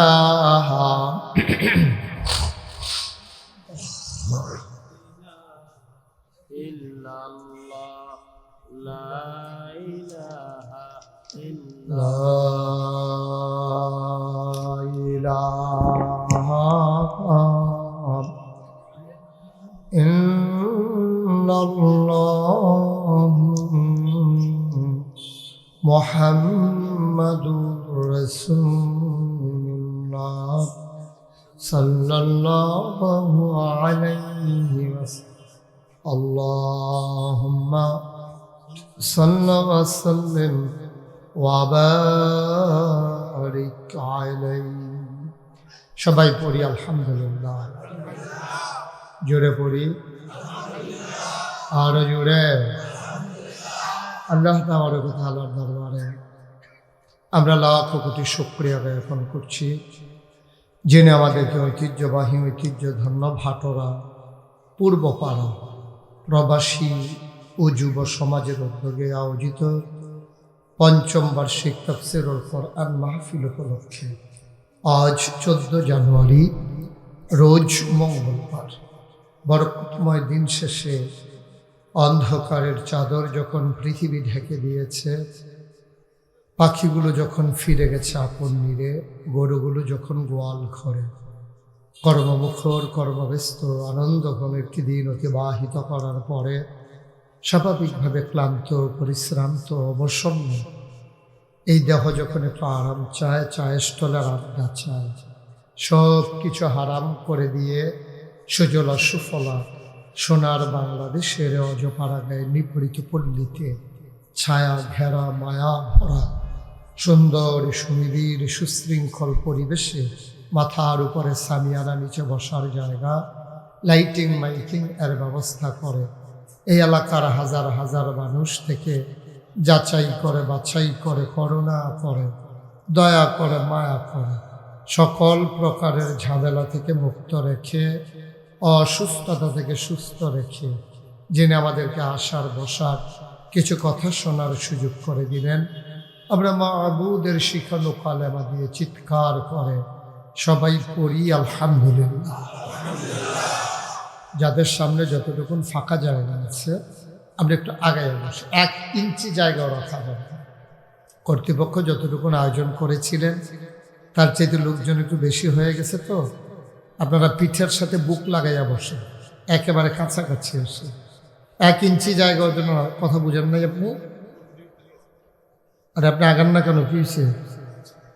কি শিকড় ছেড়ে দিছে নাকি? তারও আগান, অসুবিধা কি? উনি আগাইছে মনে হচ্ছে কি বিরাট এক কাম করে দিছে, আর আগান যেতে না। আগে আগাইছেন আবার আগাইবেন, জায়গা থাকলে সমস্যা কি? আপনি ফজর পর্যন্ত আগাইতে থাকবেন, জায়গা থাকলে আগাইতে সমস্যা কি? না থাকলে এক কথা কয় যে আগাইছি। আপনার সামনে তো এখনো জায়গা আছে, একটু জায়গা দিলে আপনি আরেকজন ভাই বসতে পারলে আপনি সওয়াব পাবেন না এটা? জি, সবাই আসে, কারোর সামনে ফাঁকা জায়গা রাখেন। কর্তৃপক্ষ এত ছোট আয়োজন করলো কেন বুঝলাম না। হ্যাঁ, এত ছোট আয়োজন করে কেউ, এটা কি করছেন? এটা ওষুধ বেসনের প্যান্ডেলের মতো বানাই দিয়েছে। কয়জন লোক জায়গা হয়? লোক তো মাত্র আসতেছে, কি করবেন? ওকে ফাইন, কিচ্ছু করার নাই। আপনারা যতটুকু আয়োজন করেছেন এর বাইরে তো আমি আর জায়গায় বাড়াইতে পারবো না। তবে দয়া করে কেউ কথা বললেন না, একটু আগান ভাই, আপনি একটু সামনে আসেন। এই বাচ্চাটার একবার সামনে দিয়ে দেন, ওনার সামনে দিয়ে দেন। আপনি আসেন, আরো আসেন। কি করতেছেন বুঝলাম না কিছু। সবাই একটু আসেন। এই যে ওই জায়গাটা কি সমস্যা? কি ওই জায়গাটা? সবাই এই যে পাশটাতে ক্যামেরার পেছনে অনেকটা জায়গা ফাঁকা আছে। ক্যামেরার পার্শ্বে, পেছন পার্শ্বে এখান থেকে মিনিমাম 50 জন লোক বসতে পারবে। জি, কথা বলবেন। সবাই পড়েন আলহামদুলিল্লাহ। জুড়ে, আরো জুড়ে। বন্ধুগণ, মাগরিবের পরে আপনারা অনেক লোক চলে আসছেন। আমি আপনাদের জন্য দোয়া করি, আল্লাহ যেন এই আসা, বসা এবং দাঁড়িয়ে থাকা সবটাই যেন আল্লাহ কবুল করে। এই কারণটাকেই যেন আল্লাহ নাজাতের উসিলা বানিয়ে দেন। সবাই পড়ে আমিন। আমাকে একটু সময় দিতে হবে, হ্যাঁ, লম্বা সময় তো পাবো না, যেহেতু একটা রেস্ট্রিকশন আছে, সামনে আমাদের এশার নামাজ আছে। আমরা দয়া করে মোবাইলগুলো বন্ধ করে দিই। যাদের মোবাইল আছে দয়া করে মোবাইলগুলো সবার বন্ধ করেন, হাত থেকে নামান। এই যে হুজুর ফাগড়ি বাঁধছেন যে, নামান, মোবাইল নামান। হ্যাঁ, কারো মোবাইল ধরে রাখেন না। এই ক্যাপ, একটু মোবাইল ধরেন না। ইউটিউবে অনেক ওয়াজ আছে, আপনি কয়টা শুনবেন? আসছি যখন, এখন আপনি মনোযোগের সাথে আমার দিকে তাকাইয়া কথা শুনুন। আমরা যেন সবাই মিলে একটু মনোযোগের সাথে শুনতে পারি। আল্লাহ যেন আমাদেরকে সুযোগ দান করে। সবাই পড়েন আমিন। বন্ধুগণ, আল্লাহ তাবারক ওয়া তাআলা এই দুনিয়ার ভিতরে আমাদেরকে মানুষ করে বানিয়েছেন। মানুষ করে বানানোর পরে আল্লাহ তাবারক ওয়া তাআলা আমাদের জন্য দুইটা জিনিস ঠিক করে রেখেছেন। মানুষের জন্য দুইটা জিনিস আছে, একটার নাম হলো জান্নাত, আরেকটার নাম হলো জাহান্নাম। এই কোরআন শরীফ থেকে সরাই দিন, এটা পায়ের নিচে পড়ে যাচ্ছে তো বারবার, এটা একটু উঠাইয়া অমর্যাদা হচ্ছে কোরআন। সবাই পড়ে না আমিন। তা আমরা এখানে যারা আছি খুব খেয়াল করেন, আমাদের যাওয়ার জায়গা আছে দুইটা। কয়টা? ও, আজকের মাহফিলে অনেক মেহমানেরা উপস্থিত আছেন। বিশেষ করে আজকের যিনি সভাপতিত্ব করছেন মোহাম্মদ শাহজাহান মজুমদার, আজকের বিশেষ মুফাসসির মুফতি মোহাম্মদ নুরুল আলম সিদ্দিকী, খতিব নাজিরা বাজার জামে মসজিদ ক্যান্টনমেন্ট, আমার পার্শ্বে উনি আছেন। আমন্ত্রিত অতিথি গোলাম সারওয়ার মজুমদার কামাল, সাবেক চেয়ারম্যান পেরুল দক্ষিণ ইউনিয়ন পরিষদ, সার্বিক তত্ত্বাবধায়ক মোহাম্মদ মুবারক হোসেন। বন্ধুগণ, যেই কথাটুকুন বলছিলাম, আমি যখন যেটা বলি সব একটু আওয়াজ করে জবাব দেব। আল্লাহ তাবারক ওয়া তাআলা মানুষ করে বানানোর পরে আমাদের পরবর্তী ঠিকানা রেখে দিয়েছেন দুইটা, একটা হলো জান্নাত, আরেকটা হলো জাহান্নাম। এখন আপনাদেরকে আগে সিদ্ধান্ত নিতে হবে আপনারা যাবেন কোথায়। যদি বলেন যে জান্নাতে যাবেন তাহলে এক আলোচনা, আর যদি কোন হুজুর আমরা জাহান্নামে যাইতে চাই, এটার জন্য আলোচনা আছে আমার কাছে। এখন আপনি কোনটাতে যাইতে চান এটার উপরে আলোচনা। আমরা কোথায় যেতে চাই? সবাই জুড়ে বলেন কোথায়? সবাই এটার ব্যাপারে একমত? আমার দিকে ঘুরে বসে। আপনি কি এলাকার সাবেক চেয়ারম্যান? উনি এদিকে ভোট বিচারতে আছে, আমার দিকে চান, ওয়াজ ভোটের এদিকে ঘুরেন, আমার দিকে। হ্যাঁ, সবাই ঘুরে বসে, পায়ে তো সমস্যা নেই, আমার দিকে ঘুরতে না বলছি, ঘুরে বসে সবাই। আপনি ঘুরে বসেন, সবাই আমার দিকে তাকাইয়া বসেন, তাহলে ওয়াজ শুনতে আপনার জন্য সুবিধা হবে। উনি যেমনি ছিল এমনি তো বসাইছি, শুধু ওই দিক থেকে এদিকে ঘুরাইছি, এই যা। সবাই কোন আমিন, জুড়ে পড়েন আমিন। একটু খেয়াল করে মনোযোগের সাথে, মঞ্চে যারা আছেন আমাকে বিরক্ত করা যাবে না, এদিক সেদিক তাকানো যাবে না। আমি সবার দিকে তাকাই তাকাই কথা বলার অভ্যাস তো, এই জন্য আপনি অন্যদিকে তাকাই থাকলে আমি কথা বলে মজা পাবো। এই জন্য আমার দিকে একটু মাছের মতো নিষ্পলক নয়নে, খরগোশের মতো কান খাড়া করে আপনি কথা শুনবেন, যেন প্রতিটি কথা আপনার অন্তরে গেঁথে যায়। সকাল থেকে যেন আপনি আমলের নিয়তে কাজ শুরু করে দিতে পারেন। তাহলে আপনি যে যেতে চেয়েছিলেন কোথায়, সবাই জুড়ে বলেন কোথায়, আপনি বলতে হবে না। আমি তো খেয়াল করতেছি আপনি কি করতে আছেন। 4বার 5বার জিজ্ঞেস, আপনি একটা শব্দই করেন না। সবাই যারা মঞ্চে আছেন, নিচে আছেন, সবাই কথা বলবেন। আমার আবার অভ্যাস খারাপ, আওয়াজ না করলে, আওয়াজ করুন না উড়াইয়া, আওয়াজ না করুন না নামাইয়া, এরকম করছি অনেক জায়গায়। সবাই আওয়াজ দিয়ে কথা বলবেন। আমরা কোথায় যেতে চাই? সবাই পড়েন আমিন। মাইকটা ঠিক করো, মাইকটা আলাদা, নয়েজটা বন্ধ। এই যে একটা নয়েজ হচ্ছে, তুমি বুঝতে পারতেছ? আওয়াজটা ক্লিয়ার করো। সবাই পড়েন আমিন। তো যেই কথাটুকুন বলছিলাম, তাহলে আমরা সবাই জান্নাতে যেতে চাই। এখন আমি যদি জিজ্ঞেস করি আপনি কি চিটাগং যাবেন না ঢাকাতে যাবেন, তা আপনি বলবেন যে আমি ঢাকা যেতে চাই। আপনি যেতে চান ঢাকা, উঠে গেছেন চিটাগংয়ের বাসে। এখন চিটাগংয়ের বাসে উঠে ঢাকা যাওয়া যাবে? কথা বলেন, যাওয়া যাবে? চিটাগংয়ের বাসে উঠে যেমন ঢাকা যাওয়া যাবে না, জাহান্নামের গাড়িতে উঠে জান্নাতে যাওয়া, এর হচ্ছে মূল সমস্যা। আমরা সব উঠে আছি জাহান্নামের গাড়িতে, কিন্তু যেতে চাই জান্নাতে। কি আফসোস! আপনি উঠে গেছেন জাহান্নামের গাড়িতে, কিন্তু যেতে চান জান্নাতে। কিভাবে সম্ভব? কিভাবে এটা সম্ভব বলেন? চিটাগংয়ের গাড়িতে উঠছেন, আপনি যাবেন ঢাকা, ফেনি গেছেন, পরে কন্ট্রাক্টরে কইতেছে ভাড়া দেন। কয় চিটাগংয়ের ভাড়া কত?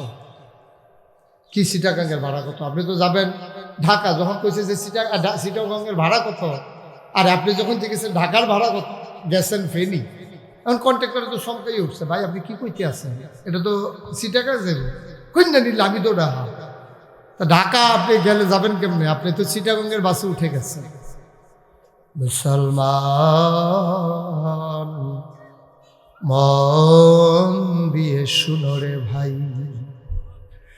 চিটাগংয়ের বাসে উঠে যেমন ঢাকা যাওয়া যায় না, জাহান্নামের গাড়িতে উঠে জান্নাতে যাওয়া যাবে না, যাবে না, যাবে না। ঠিক কিনা? যেহেতু জান্নাতে যেতে চান, ১৫০০ বছর আগে আল্লাহ নবী বলেন, আবু হুরায়রা রাদিয়াল্লাহু তাআলা আনহু থেকে হাদিস বর্ণিত, আল্লাহর নবী বলেন, তোমরা আমাকে 6টা জিনিসের গ্যারান্টি দাও। তোমরা যদি আমাকে 6টা জিনিসের ব্যাপারে গ্যারান্টি দিতে পারো, অর্থাৎ তোমরা 6টা জিনিস আমার কাছে জামানত রাখবে, আমি জান্নাত তোমাদের জন্য আমানত রেখে দেব। আপনি দেবেন কয়টা জিনিস? 6টা জিনিস আপনি নবীজিকে বলছেন। নবীজি বলছেন তুমি 6টা জিনিস আমার কথা বলো। নবীজি বলছেন 6টা জিনিস আমাকে দাও, আমি তোমার জান্নাতে জিম্মাদারি দিব। তো নবীজির কথার ব্যাপারে কারো কোনো সন্দেহ আছে? নবী যা বলেন তা করেন না কি করেন না? নবীজির নবুয়ত প্রকাশ পেয়েছে 40 বছর বয়সে। এর আগেই তো নবীজির নবুয়ত প্রকাশ পেয়েছে 40